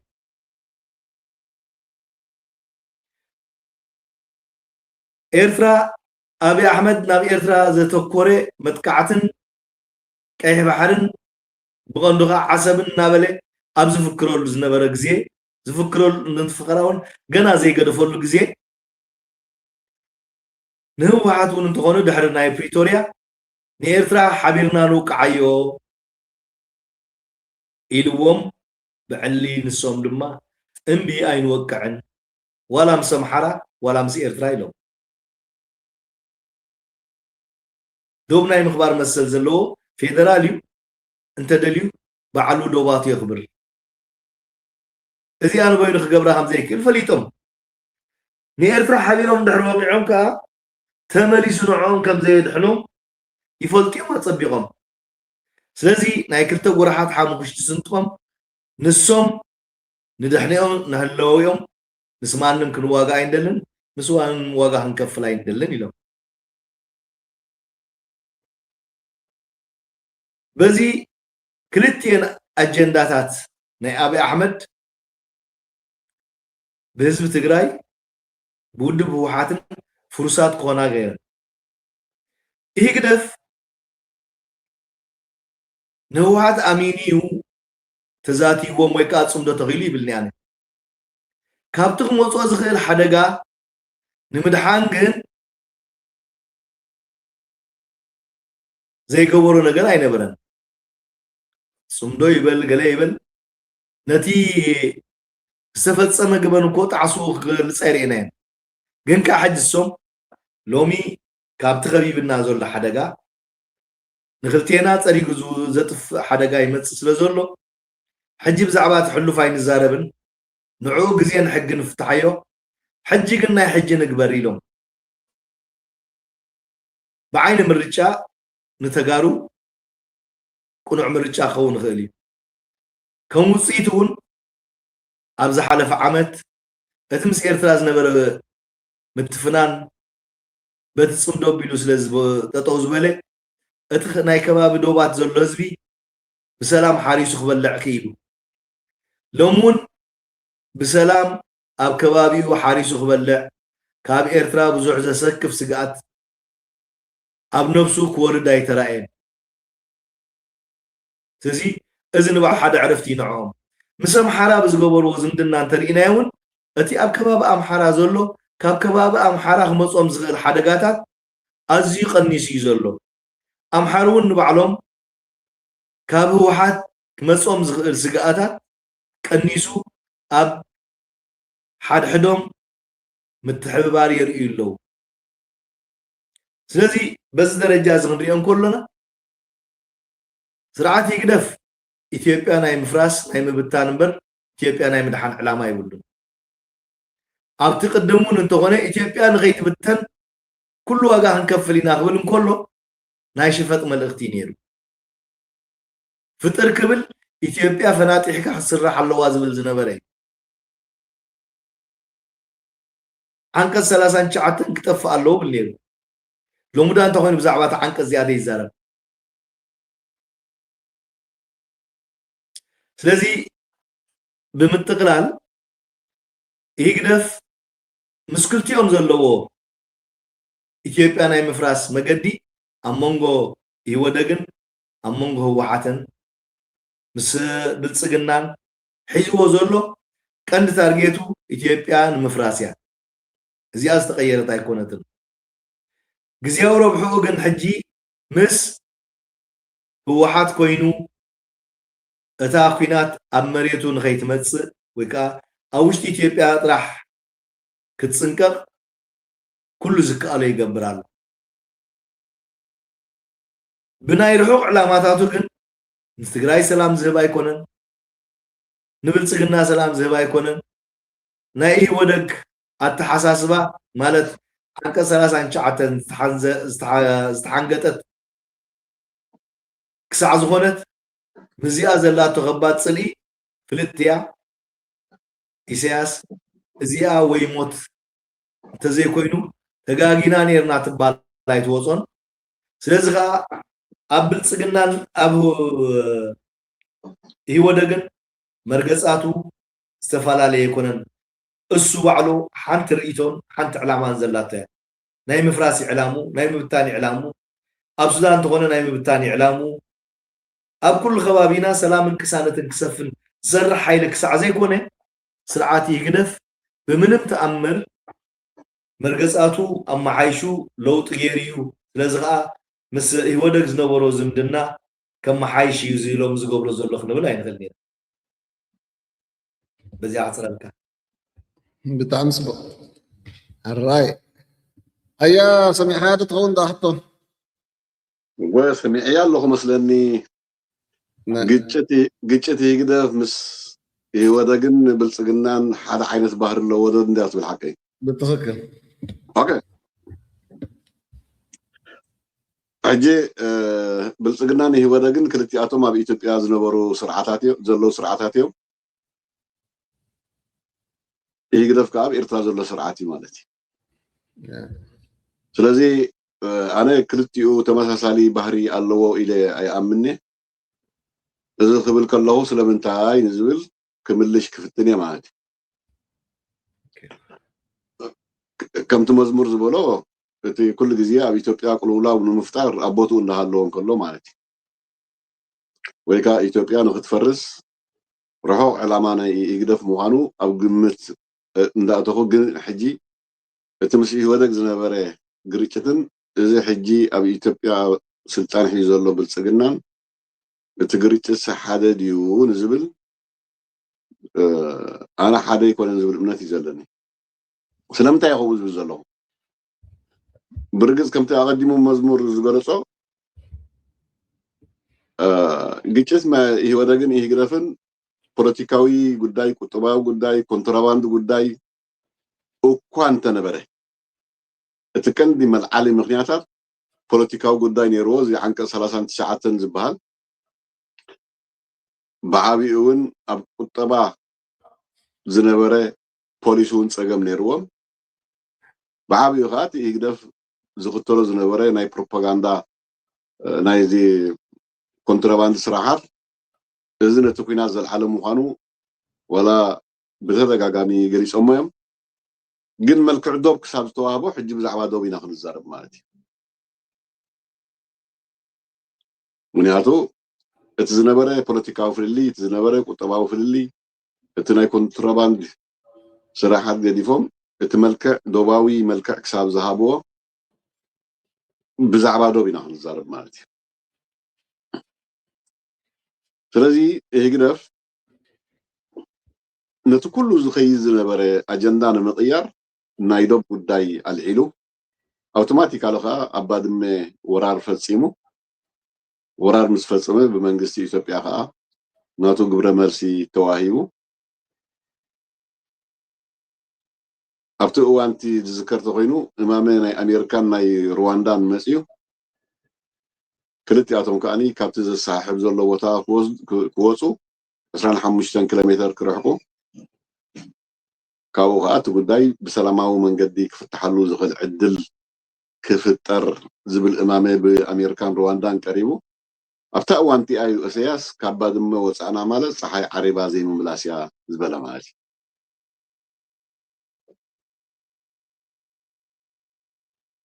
ከይዱ ከይዱ ከዓኒ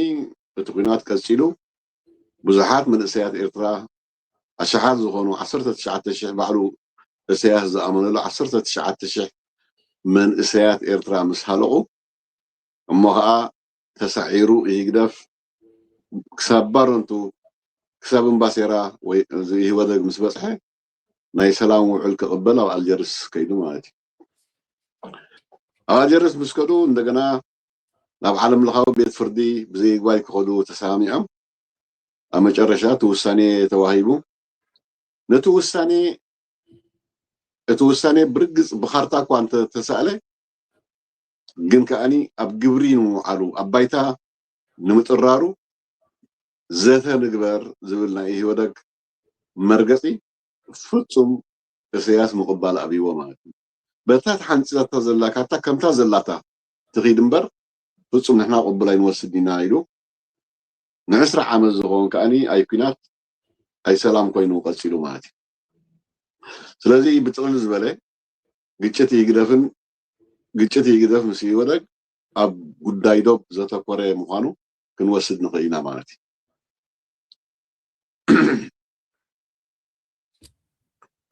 ናይ ብልፅግና ግጭት ሕጂ ዘሎ ግን ከምኡ ባህሪ ኣለዎ ዶ ዝብል ነገር ኣይፋሉን ይህወደግ ምስ ተቐየረ ስልጣን ከዓ ብልፅግና ምስ ሓዘ ኣውቶማቲካሊ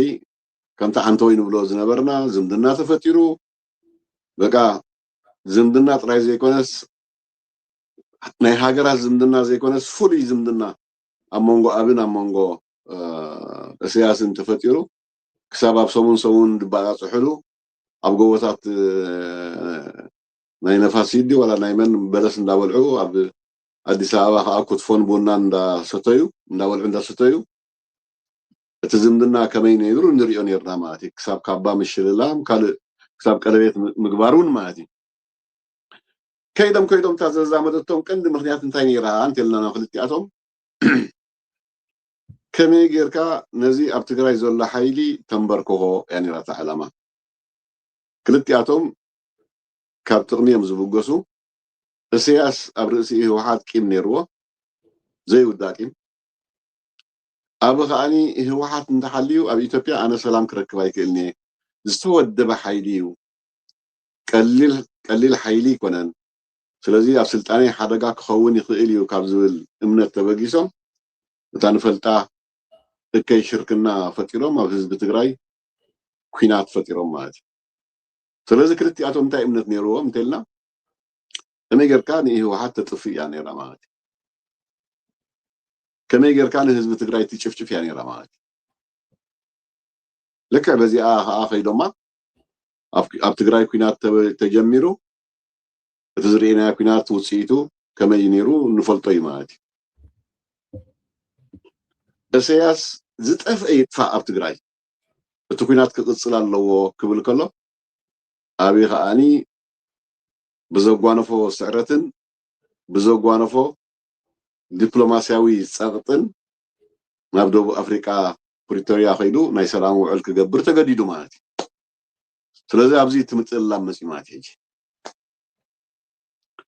ኣብዚ ምጥልላም ምስ መፀ እቲ ቅሬታታት ክለዓል ጀሚሩ ብርግፅ ኣብቲ ኩናት ዝነበሩሉ እዋን ገለ ቅሬታታት ኣብ መንጎኦም ኣይነበረን ማለት ኣይኮነን ይግደፍ ከምቲ ንፈልጦ ኣብ ንብረት ብጣዕሚ ዳርጋ ሽፍታ እዩ ማለት እዩ ምስ መኻይን ዶ ምስ ታንክታት ዶ ምስ ከቢድ ብረት ዶ ዝተሓዝ ቂመት ዋላ ኣብቲ ኩናት እውን በዚ ገዲፍኩምና በዚ ክንጥቃዕ ጌርኩም በዚ ገለ ዝበሃል ቅሬታታት ነይርዎም ክኾኑ ይኽእል እዩ እቲ ዝዓበየ ቅሬታ ግን ማእስ መፅዩ እስያስ እቲ ኩናት ዝወድእ ይወድእ ዝወድእ መንእሰይ ይወድእ ብዘየገድስ ኩናት ክቅፅል ኣለዎ ክብል እንከሎ ኣብይ ከዓኒ በቲ ክልተ ምክንያታት ናይ ሰላም ውዕል ክቕበል ተገዲዱ ማለት እዩ ስለዚ ውዕል ፕሪቶሪያ ፍጹም ብልፅግና ክቕበል ኣይነበሮን ዝብል መርገፅ ናይ ህግደፍ እዩ ማለት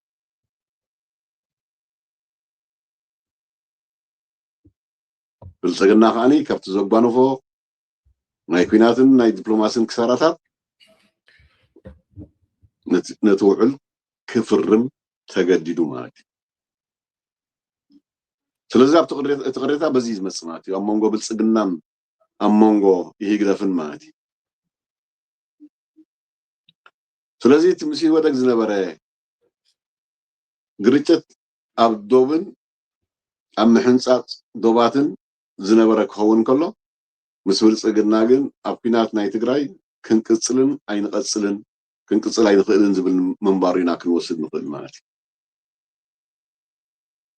ስለዚ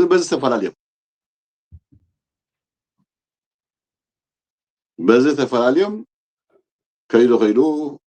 እቲ ዝምድናታት በብቁርብ እንዳተወትከ መፅዩ ኣብ ንሕድሕዶም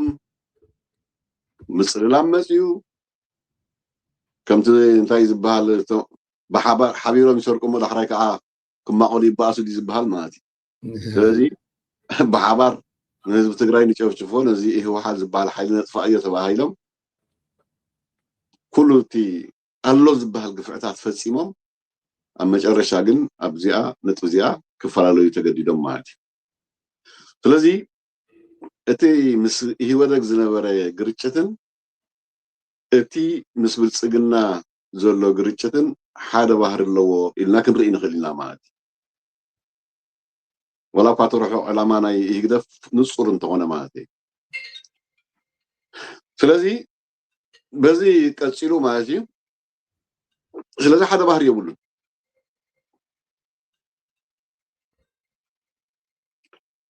ሕጂ ኣብዚ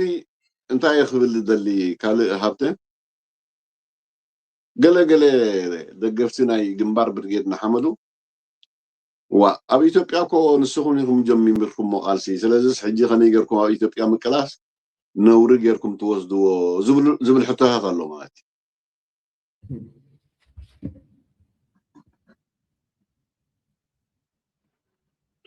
ስለዚ ናይ ህግደፍ ናይ ህወደግ ግርጭት ኣብ ዶብ ዝተመስረተ ግርጭት እዩ ማለት እዩ ኣብ ዶብ أبدو مقرش أو كأبهر أو نجاري كل جزء زهلي معك بلسقناها كابدو سجيرو إزي عسبن أيه بحرن يجبأني ويزبزلو معك سلزي نحن هو ده كل جزء نخبره ولكم مسي يقدر قريتشات انتنورة قبل لو نتنا إيرترا حانت معك أملك تحطه تيوي فلني معك مزخول زنبرو قريتشات مسي يقدر حانت معلتي قالسي حزب إيرترا أنا عايشي فلتني مريتانا حزب إيرترا وي حريانا حزب إيرترا أنا عايشي فلتني حزب إيرتران يقدر فنكا فلير نيرو مالتي سلازي نحن معك أينا خاخد لجزية العلاونتنا إيرتراويان كساب زغنا نحزب إيرتران القالس كساب زهلنا أب قرابتي حقرات زلو منقستات للعلاونت إيرترا زي دفرو انتو خوينهم حبيركا مسو أم كلاس ويكاني إثيوبيا يهودا قبز نبرلو أوان كم مقالس بايتا كن وزنا ولا حنت سقم يقولون إلا نأمن سلام تاي مسيجي دف زنبرو قداي دوبي قداي دوب دا أمبر مسل علاونتن ناس النتن مسكالسن من ريتشان حزب إيرترا زت أساسر ولا حنت نت يقولون مالتي فلازم تاي كم مزازنو يفتنو زوم قال دقفتي ناي جنبار وأسوهم عندكم قال سقدم بإثيوبيا جميركم وحج غميركم نورو حكات توزدو يقولوا مالتي سلام تاي نا حج حكات نوزدو دقاقي من الليلة مالتي نحن إيرتراوياننا إيرتراويان كساب زغنا بزعبا قداي إيرترا يقدسناي عسب كي بعرف العلاونت ناي إيرترا ذا أمبر إثيوبيا ولا حنت السنتيم يقولون أبو مال سلازي إذا بلسقنا نلعلاونتنا سلاز دفرنا لومي أب إثيوبيا مس بلسقنا خوينكا ويكا أب إثيوبيا خوينكا مكلاس حاتياتن جبننيو نهزب إيرترا كا وردتن نعكتنيو إلا نأمن مالتي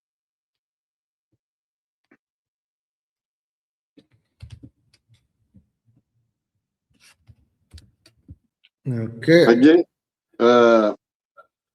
مچم صمدو مستفتره هبته إيه قدر في مجمع أخذ صمد أنت قلت مش إسرائيل كصمد الله بفلا يقول مزوم تقام تحيته ويدا لي تفتحين إلا معك حكني أصمد أنت قلت معك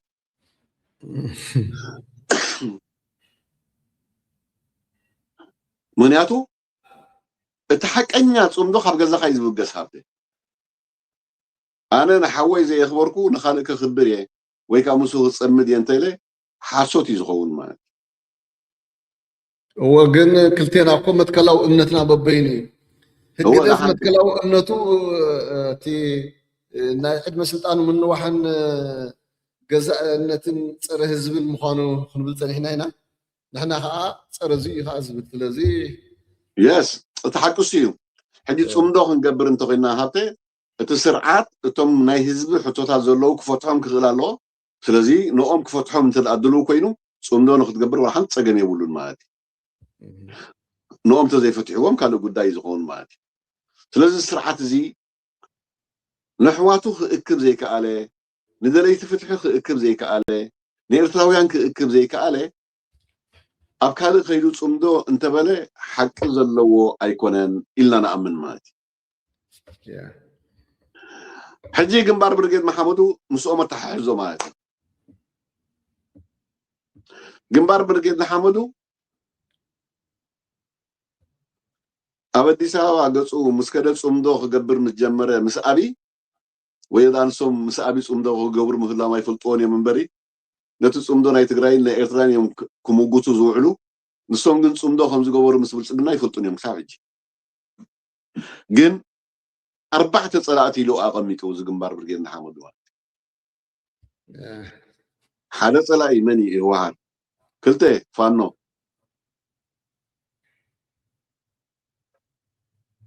سلسته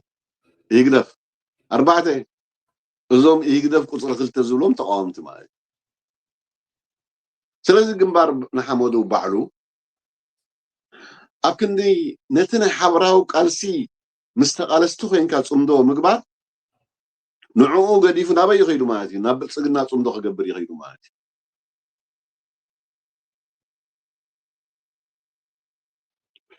እዚኦም እዮም 4 ፀላእትና ኢሉ ከቐምጥ እንከሎ ፈተውቱና ግን መን የሚለው ከቐምጠልና ይከኣልን ማለት እዩ ካብ ተግባራዊ ምንቅስቃሱ ንርእዮ ግን ፈታዊ ኢሉ ዘቐምጦ ዶክተር ኣብን ብልፅግናን እዩ ማለት እዩ ከማኻት ድለይቲ ፍትሒ ብቁፅሪ 2 ይግደፍ ፈሪጅካ ምዚኣቶም ዘተ ምግባር ፍጹም ኣይከኣልን እዩ ኢልካ ደምዲምካ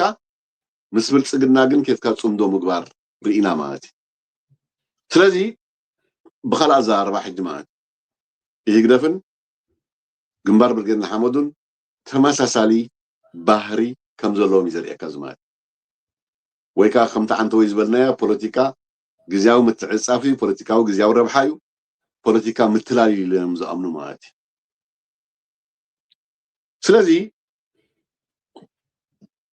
ኣብ ቃልሲ ኩሉ ግዜ ሃብተ ፈታዊኻን ፀላኢኻን እንተደኣ ዘይተነፅር ኮንካ መቸም ክሳብ ሕጂ ብእውጅ እየ ዝብል ዘለኹ ማለት ክሳብ ሕጂ ብልፅግና ፈታዊና እዩ ፈታዊ ህዝቢ ኤርትራ እዩ ፈታዊ ፍትሓዊ ቃልስና እዩ ዝብል ፈፂሙ መርገፅ የብሎምን ማለት ወይ ከዓ መግለፂ የብሎምን ማለት ፀላኢና እዩ ዝብል መግለፂ ከዓ የብሎምን ተግባራዊ ምንቅስቃሶም እንታይ የርእየና ኣሎ ማለት እዩ ምስኡ ምውዓል ምስኡ ምሕዳር ጡብናቱ እንዳጠበኻ ኣብ ኤርትራ ሬጂም ቼንጅ ክገብር ኢልካ ምምጓት ንርኢና ማለት እዩ ቀድም ብልፅግና ፈታዊ ህዝቢ ኤርትራ ድዩ ፈታዊ ፍትሓዊ ቃልስና ድዩ ኢልካ ከተነፅር ኣለካ ማለት ልዕላውነት ናይ ኤርትራ ይኽብር ድዩ ቃልሲ ህዝቢ ኤርትራ ይኽብር ድዩ ድሌት ህዝቢ ኤርትራ ይኽብር ድዩ ኢልካ መጀመርያ ከተቐምጥ ክትል ኣለካ ማለት ስለዚ እዚኦም ስለ ዘማልእ ፈታዊ ኢልካ ከተቐምጥ ኣለካ ስለዚ ኣብ ኢትዮጵያ ከይድካ ምቅላስ ወላ ሓንቲ ነውሪ የብሉን ሓጢኣት የብሉን ክትብል ትኽእል ኢኻ ማለት ንሕና ይህወደግ ይኹን ብልፅግና ኢትዮጵያውያን እዮም ንዓና ክልቲኣቶም ማለት ክልቲኣቶም ይህወደግ ኢትዮጵያዊ እዩ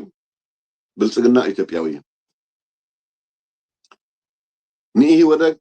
እነኽብረሉን ኣብ ይህወደግ እዋን ኣብኡ ኸድና ንቃለሰሉን ከም ሓጢኣት ዘይንሪኦ ግን ይህወደግ ኣብ ልዕላውነት ናይ ኤርትራ ቅንጣብ ዝኾነ ጎጎይ መርገፅን ክሕደትን ስለ ዘይነበሮ ጥራይና ማለት እዩ እዚ ርድእ ክውሰድ ማለት ስለዚ ነዞም ግንባር ብርጌድ ንሓመዱ ኣብ ኢትዮጵያ ከይድኩም ቃልሲ ትገብርዎ ዘለኹም ንልዕላውነት ናይ ኤርትራ ዝደፍር እዩ ምስቲ ንልዕላውነት ኤርትራ ክደፍር እየ ኢሉ ዝዋጣወጥ ዘሎ ሓይሊ ኮይንኩም ኢኹም ንልዕላውነት ናይ ኤርትራ ትደፍሩ ዘለኹም ክብሪ ናይ ኤርትራ ተዋልሉ ዘለኹም ክብሪ ናይ ህዝቢ ኤርትራ ትሕስሩ ዘለኹም ኢና ንብሎም ማለት እዩ ስለዚ እዚ ርድእ ክውሰድ ምክንያቱ ገሊኣቶም ከም ሕቶ ስለ ዘቕርቦ ንስኹም ኣብ ኢትዮጵያ ኮይንኩም ዝጀመርኩም ቃልሲ ነቲ ናትኩም ከም ፅጥቃን ነዚ ናህና ከዓ ከም ሓጢኣት ጌርኩም ስለምንታይ ትርእዩ ንዝብሉ መልሲ ክኾኖም ኢና ንዛረብ ዘለና ማለት ብዝኾነ ግን እዚ ግጭት ናይ ይግደፍ ምስ ይህወደግ ይኹን ምስ ብልፅግና ሓደ ተመሳሳሊ ባህሪ የብሉን ነናቱ መግለፂታት ኣለዎ ነናቱ ትሕዝቶ ኣለዎ ከምቲ መዝሙር ዝበሎ ግን እቲ ነዊሕ ዕላማ ናይ ይግደፍ እንታይ እዩ እንተልና ኣብ ኢትዮጵያ ቅሳነትን ሰላምን ከይህሉ ምክንያቱ ኣብ ኤርትራ ሰላምን ቅሳነትን ራህዋን ከይህሉ ዝገበረ ስርዓት ኣብ ኢትዮጵያ ራህዋን ሰላምን ቅሳነትን ክህሉ ይትምነዩ ኢልካ ክትርኢ ዝከኣል ኣይኮነን ማለት ግን እቲ ባህሪ ግርጭታቱ ክትሪኦ ከለካ ግን ክልተ ዝተፈላለየ ጌርና እንተወሲድናዮ ዝበለፀ ኮይኑ ይረአየና ኣይ ማለት እዩ ብጣዕሚ ፅቡቕቲ ዝነበረና ፀኒሕቲ እዚኦም ሕፀርናየን ዝበለፀ ሓንቲ ኣብተን ሰማዕትና ከም ምእረምታ ሕቶ ሓቲቶምና ኣለው ኣብ ገለጻኹም ሲ ኢትዮጵያ ኢልኩም ክትገልጹ ጸኒሕኩም እንደገና ትግራይ ትብሉ ኢትዮጵያን ትግራይን ክልተ ሃገር ጌርኩም ትገልጹ ከምኡ ዘስምዕ ይኸይድ ኣሎ ስለዚ ሲ ትግራይ ከመይ ኢኹም ትርእይዋ ግዲ ዝብል ኣሎ ዋ እዚ ቅድሚ ሕጂ ተዛሪብናሉ ኢና መስለና ኣነ ክሳብ ሕጂ ትግራይ ሲ ብሕጋዊ ኣዘራርባ ኣካል ናይ ኢትዮጵያ ምዃና ኢና ንፈልጥ ኢልና ኢና ቅድሚ ሕጂ ስለዚ ኣብ ትግራይ ዝግበር ገለ እንተልዩ ግን ብፍሉይ ንትግራይ ክትጠቅስ ወላ ሓንቲ ፀገም የብሉን ንሕና ግን ብሕጋዊ ኣዘራርባ ክሳብ ሕጂ ፅባሕ ህዝቢ ትግራይ እንታይ ይገብር ካልእ ዘረባ እዩ ናይ ህዝቢ ትግራይ ምርጫ እንታይ ይኸውን ካልእ ዘረባ እዩ እዚ ከዓ ህዝቢ ትግራይ ጥራይ ዝውስኖ ይኸውን ማለት ብሕጋዊ ኣዘራርባ ክሳብ ሕጂ ትግራይ ኣካል ናይ ኢትዮጵያ ምዃና ኢና ንፈልጥ ትግራወት ከዓ ኢትዮጵያውያን ምዃኖም ኢና ንፈልጥ እሱ ስለ ዝኾነ ኢና ኣብ ጉዳይ ትግራይ ኣቲና ኣይንፈትፍት ኣብ ውሽጣዊ ጉዳያቶም ኣቲና ኣይንፈትፍት እዚ ጉዳይ ኢትዮጵያ ስለ ዝኾነ ንኢትዮጵያውያን ግደፍዎ ጉዳይ ትግራይ ክሳብ ዝኾነ ንጉዳይ ትግራይ ግደፍዎ ንብል ማለት እዩ ንሕና ሕጂ ካልእ ሕቶታት ምህላው ትግራይ ንፈልጥ ኢና ግን ንሱ መዕለቢ ክሳብ ዘይተገብረሉ እቲ ሕቶታት ንኣብነት ናጽነት ትግራይ ዝብሉ ከም ዘሎ ንፈልጥ ኢና እዚ ናይ ህዝቢ ትግራይ ሕቶ ድዩ ኣይኮነን እዚ ካልእ ዘረባ እዩ ህዝቢ ትግራይ ግን ክሳብ ሕጂ ኣነ ኢትዮጵያዊ ኢሉ ኣካል ናይ ኢትዮጵያ ምዃኑ ብሕጋዊ ዘረባ ዓለም ብዝፈልጦ ኣብ ሕብራት መንግስታት ዝፍለጥ ኣብ ሕብረት ኣፍሪቃ ዝፍለጥ ብተግባር እውን ንሕና ንፈልጦ ኣካል ናይ ኢትዮጵያ ምዃና ኢና ንፈልጥ እዚ እውን ከም ሕቶ ክመፀና ግድን እዩ ኣይብልን ኣነ ኣብ ዓዲ ኣምሓራ ኮ ክንገልጽ እንከለናስ ዓዲ ኣምሓራ ኢትዮጵያ ኣይኮነን ማለትና ኣይኮነን ኣብ ዓዲ ኣምሓራ ግፍዕታት ይፍጸም ኣለዎ ንብል ብክልል ስለ ዝቆሙ ነናቶም ክልል ስለ ዘለዎም ኣብ ኢትዮጵያ ኣብ ዓዲ ኣምሓራ መሰልና ተገይፍፍሎ ዝብሉ ኣካላት ኣለዉ ቁኑዕ ድዩ ቁኑዕን ዝኸል ዘረባ እዩ ማለት ንዖም ይምልከት ማለት ስለዚ ዓዲ ኣምሓራ ክንብል ከለና ኢትዮጵያ ማለትናስ ኣይኮነን ወይ ከዓ ዓዲ ኣምሓራስ ካብ ኢትዮጵያ ፍልይቲ ጌርና ስለ ንወስድ ኣይኮነን ኣብ ትግራይ ዝፍጸም ግፍዕታት ከም ዘለዉ ንፈልጥ ኢና ማለት ህዝቢ ትግራይ መዓት ሕቶታት ከም ዘለዎ ኣብቲ ማእከላዊ መንግስቲ ንፈልጥ ኢና ኣቀዲሙ ኮ ኩናት ተገይሩ ማለት ስለምንታይ ናብ ኩናት ትግራይ ንብል ኣብ ትግራይ ኩናት ስለ ዝነበረ እዩ ማለት ስለዚ ብፍሉይ ማለት ኣብ ኢትዮጵያ ኩናት ኣለዎ ጥራይ ኢልና ክንከይድ ኣይንኽእልና ኣብ ትግራይ ኩናት እንተልዩ ኣብ ትግራይ ኩናት ኣሎ ንብል ኣብ ዓዲ ኣምሓራ ኩናት እንተልዩ ኩናት ኣሎ ንብል ኣብ ሶማል ከምኡ እዚ ነቲ ብፍሉይነት ንምርግጋፅ ዝኣምበር ትግራይ ኣካል ናይ ኢትዮጵያ ምዃና ጠፊእና ኣይኮነን ክጠፍአና እውን ኣይክእልን እዩ ስለዚ ትግራይ ኢልና ክንዛረብ ከለና ካብ ኢትዮጵያ ፍልይቲ ጌርና ንወስዳ ዘይምዃኑ ክንፀር ኣለዎ እቲ ሓቂ ንሱ ኢና ንፈልጥ ማለት እዩ ብሕጋዊ ኩሉ ግዜ ንሕና ብሕጋዊ ዘረባ ኢና ንዛረብ በስ እቲ ናይ ህዝቢ ሕቶ ቦትኡ እንዳሃለዎ ኣሎ እቲ ህዝቢ ባዕሉ ዝውስኖ ምዃኑ መሰር ርእሰ ውሳኔ ንኣምን ሰባት ኢና ንሕና መሰር ርእሰ ውሳኔ ናይ ህዝቢ ትግራይ እንታይ ይኸውን ንዓና ዝምልከት ጉዳይ ኣይኮነን ነቲ መሰር ርእሰ ውሳኔ ናይ ህዝቢ ትግራይ ግን ነኽብሮ ኣብ መጨረሻ ህዝቢ ትግራይ እንተኣ መሰር ርእሰ ውሳኔ ናቱ ኣረጋጊፁ ንሕና ነቲ መሰር ርእሰ ውሳኔ ናይ ህዝቢ ድምፂ ስለ ዝኾነ ልዕሊ ኩሉ ከዓኒ ህዝቢ ስለ ዝኾነ ኢና መሰር ርእሰ ውሳኔ ናይ ህዝቢ ንረጋግፅ ንብልፅግና ንቃወሞ እኮ መሰር ርእሰ ውሳኔ ናይ ህዝቢ ኤርትራ ስለ ዝፀርር ኢና ማለት መሰር ርእሰ ውሳኔ ናይ ቃልሲ ናይ ህዝቢ ኤርትራን መሰር ርእሰ ውሳኔ ናይ ህዝቢ ኤርትራን ኣይንፈልጦን ኢና ስለ ዝብል ኢና ብልፅግና ፀላኢና እዩ ንብሎ ማለት ናይ ዝኾነ ህዝቢ መሰል ክኽበር ኣለዎ ኢልና ኢና ንኣምን ብመትከል ኢና ናይ ዝኾነ ህዝቢ ወላ እቲ ውሳኔ ጉጉ ይኹን ንሕና ፀገምና ኣይኮነን እቲ ህዝቢ እንዲ ወሲንዎ ጉጉይ ድዩ ንዑ ይምልከት ከመይ ገይሩ ክቅርሞ ንዑ ይምልከት ቁኑዕ እንተኮይኑ ንዑ ይምልከት ግን ናይ ህዝቢ ውሳኔ ሓደ ደላይ ፍትሒ ዝብል ናይ ህዝቢ ውሳኔ ክኽብር እዩ ዘለዎ ማለት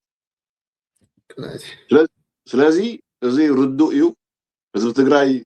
ናቱ ውሳኔ እንታይ ይኸውን ቀሲልና ንርእዮ ኣብቲ ውሳኔ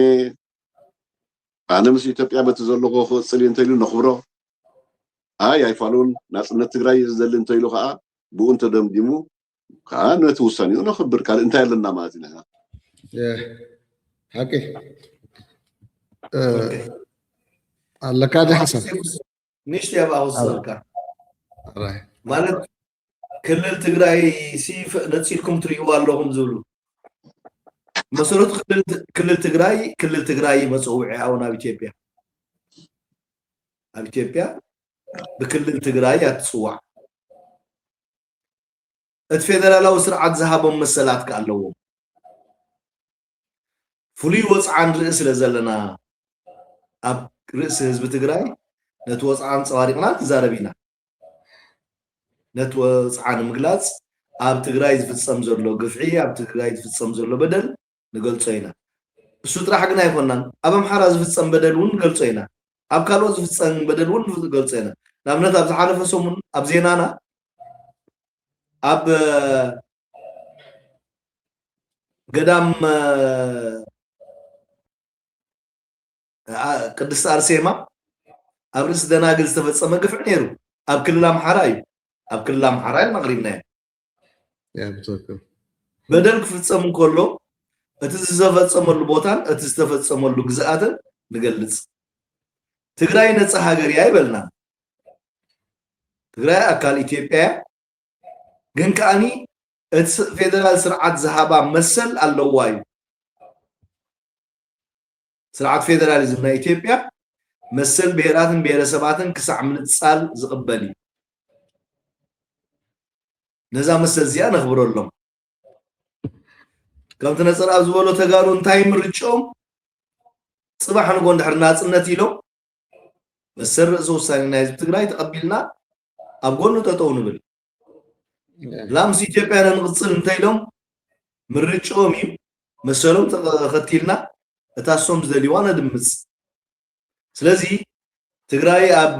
ኢትዮጵያ ከም ዘየላ ጌርኩም ትገልጹ ንዝበሉ ንሶም እዮም ተጋጊዮም ደለው ኮሚኮነን መግለጺና ኮሚኮነን አተሓሳስማና እቲ ስርዓት ፌደራሊዝም ናይ ኢትዮጵያ ዝሃቦም መሰላት ኣለዩ ንኣብነት ንሕና ከም ኤርትራውያን ኣብቲ ምስ ሃይለ ስላሴ ዝተገብረ ምስ ኢትዮጵያ ዝተቆረናሉ ፌደሬሽን زستمالي أنا صانتنا حيزنا هنا أتينا يوم إذا أب قدمنا زلا بانديرا حيزنا مسلاتنا حق من قصنا كل نقرات حيزنا هنا أتينا يوم نعوقن كنتي تومو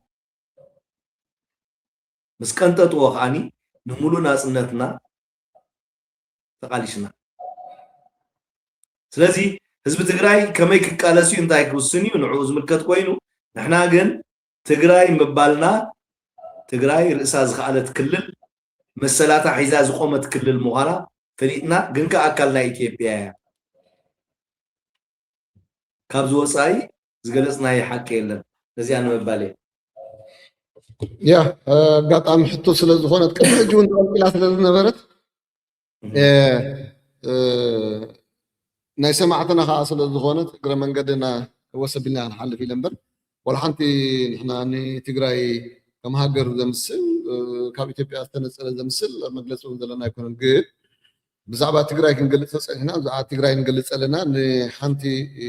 إيشو كنجلس كلنا نتا أفتح كل التفسير ما قلت زي كوين نمبر كسب كون لا على الخدر يعني برنا مو نبرنا ناس عن حت ملأختي لاتني هراك بركة أوكي ملأختي نتفتاويت يا صبو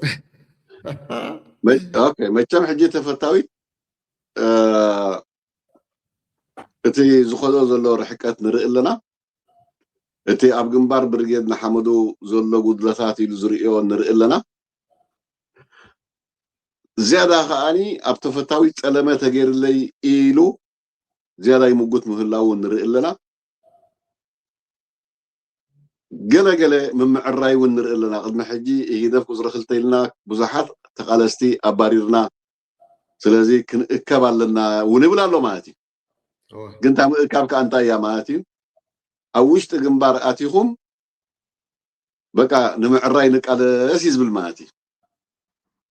قال حجي تفتاويت مچم كاب علاونت ايرترا لعلي كنتن حق مزراب تمثيلا مالتي ስለዚህ መጀመሪያ ሰልጠነ እንተ አንቃል ሲዝ መርጽ ኮይኑ ወይ ካ ተፈታዊት ንቃል ሲዝ መርጽ ኮይኑ ኣብ ልዕላውነትን ናጽነትን ኤርትራ ዝተፈጸመ ክሕደት ኣሎ ተፈታዊት ተፈታው ካብ ልዕላውነት ኤርትራ ንላዕሊ ኣይኮነን ካልእ ግን ሕጂ እንታዩ ቅድሚ ሕጂ ብዙሕ በደል ፈጺምና ኢና ብዙሕ ጸለማውን ፈጺምና ኢና ክመዓራረ ኣለዎ ሓቢርና ክንቃለስ ኣለና ኩል ምሁራት ቅድሚ ሕጂ ኣባሪርናዮም ኢና ብዙሕ ይዛረብ ዘሎ ማለት ሓደ ነገር ግን ከኣኒ ኣነ ዋላ ሕቶታት እንተሃለወኒ ንግንባር ንምዕራይ ዳ እምበር ኣነ ኣባል ግንባር እየ ዝብል ዘሎ ማለት እዩ በዛ ዝኸዳ ዘሎ መንገዲ ግን ጽባሕ ኣባል ግንባር ክኸውን ከም ዘይክእል ክንሕብሮ ንፈቱ ማለት እዩ ካልእ መቃለሲ ባይታ እንተልይዎ ካብ ሕጂ ጀሚሩ ይፈትሽ ካልኣይ ነገር ከዓ ኣብ መርገጻቱ ብዙሕ ከስተኻኽሎ ዘሎ ነገር ኣሎ ኣብ ርእሲ ብዙሓት ሰባት ወይ ተቃለስቲ ከዓ ብዙሕ ጸለመ ፈጺሙ ንሱ ባዕሉ ስለዚ መሊኡ ክናዘዝ እንተኮይኑ ክናዘዝ እዩ ዘለዎ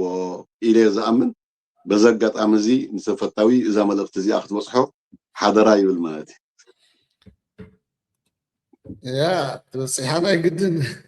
ካብ ግንባር ክባረር ምዃኑ ግን ካብ ሕጂ ክፈልጥ ኣለዎ ማለት እዩ ዘትረፋ ነፀረ ኣባላ ዘትረፋ ነፀረ ኣባላ ሓንቲ ምስ ኣመላእታ ምስ ግንባር ብርጌድና ሓመዱ ዝኾነ ይኹን ዋላ በዲልና ኢና ተጋጊና ኢና ቀሬናታና ሓትት እሞ ንዑ ንተኣኻኸብ እንተኢሎም ዘይተተኣኻኸብ ግን ኣብ ፖለቲካዊ ቅዋሞም መሰረታዊ ዝኾነት ጉዳይ ኣላ ንሳ ብዕሊ ከየልዓልካ ዝኾነ ይኹን ምስኦም ክስራዕ ዝከኣል ነገር ኣይኮነን እሳ ከዓ ምስ ኣብ ውሽጥን ናይ ደገ ሓይልታትን ኮይና ናብ ኤርትራ ዘሎ ስርዓት ነውድኽ እትብል ኤርትራውያን ምስ ኤርትራውያን ኮይና ፀረ ስርዓት ይግደፍ ኣትኪልና ነቲ ስርዓት ነውድቕ ምባልን ፍልልይ ስለ ዘለዎን ናይ ዝኾነ ይኹን ኢደኣዙር ወይ ከዓ ኢደኣታውነት ናይ ወፃኢ ሓይሊ ትዕድም ክሳዕ ዝሃለኻ ምሳኻ ተመሓዚ ክሰርሕ ዝኽእል ኣካል ዘሎ ይመስለንን ብወገነይ ቁኑዕ እውን ኣይኮነን ከምስኡ ኮልና ንሰርሕና ዝብሉ ሓይልታት እንተልዮም ስለዚኣ መሰረታዊት ጉዳይ እያ ተራ ትሕለፍ ነገር ኣይኮነትን እዚኣ ፕሮግራሞም ክሳዕ ዘላ ኣብ ቁፅሪ 9 ኣብ ዓንቀጽ 9 ቁፅሪ 2 እዚኣ ክሳዕ ዘላ ምስ ዝኾነ ይኹን ፖለቲካዊ ውድብ ኤርትራዊ ፖለቲካዊ ምንቅስቃስ ሓቢሮም ክስርሑን ክቃለሱን ከም ዘይክእሉ ክፈልጡ ኣለዎም ብጣዕሚ ጽቡቓት እዮም ወፅሓ ምዃነን ከዓ እርግፀኛ እየ ሓራይ ሞ ዝነበረና ፃንሐት ነዚኣ ትመስል ዝኸበርኩም ሰማዕትን ተኸታተልትን ናይ ረድ ሽረይ ንስኻትኩም እውን ካብ መጀመርያ ክሳብ መጨረሻ ምሳና ሓቢርኩም ፀኒሕኩምን ከምኡ ከዓ ናብ ካልእ ክባፃሕ ሼር ላይክ እንዳገበርኩምልና ፀኒሕኩም ክትኮኑ ሰብ ሙሉእ ተስፋ ኢና ሕጂ እውን እንተኾነ ናብ ካልእ ክባፃሕ ብዘለዎ መልክዕ ሼር ላይክ ኣይትረስዑ ኢና ንብል እሞ ቀኒለይ ሰላም ምሸት ንሕና እውን የቀኒልና ንዓኻን ንሰማዕትኻን ሰናይ ምሸት ናይ ለይቲ ሃናፂ ዝኾነ መልእኽትታት ብፍላይ ደቂ ኣንስትዮ ክሰደልና በዚ ኣጋጣሚ እዚ ንሓትት ኣለና ከምኡ እውን ሃናፂ ዝኾነ ሕቶታትን ርእቶታትን ካብ ምሃብ ኣይትቆጠቡ ንብል ነቶም ተኸታተልቲ ምስጋናና እንዳቕረብና ማለት እዩ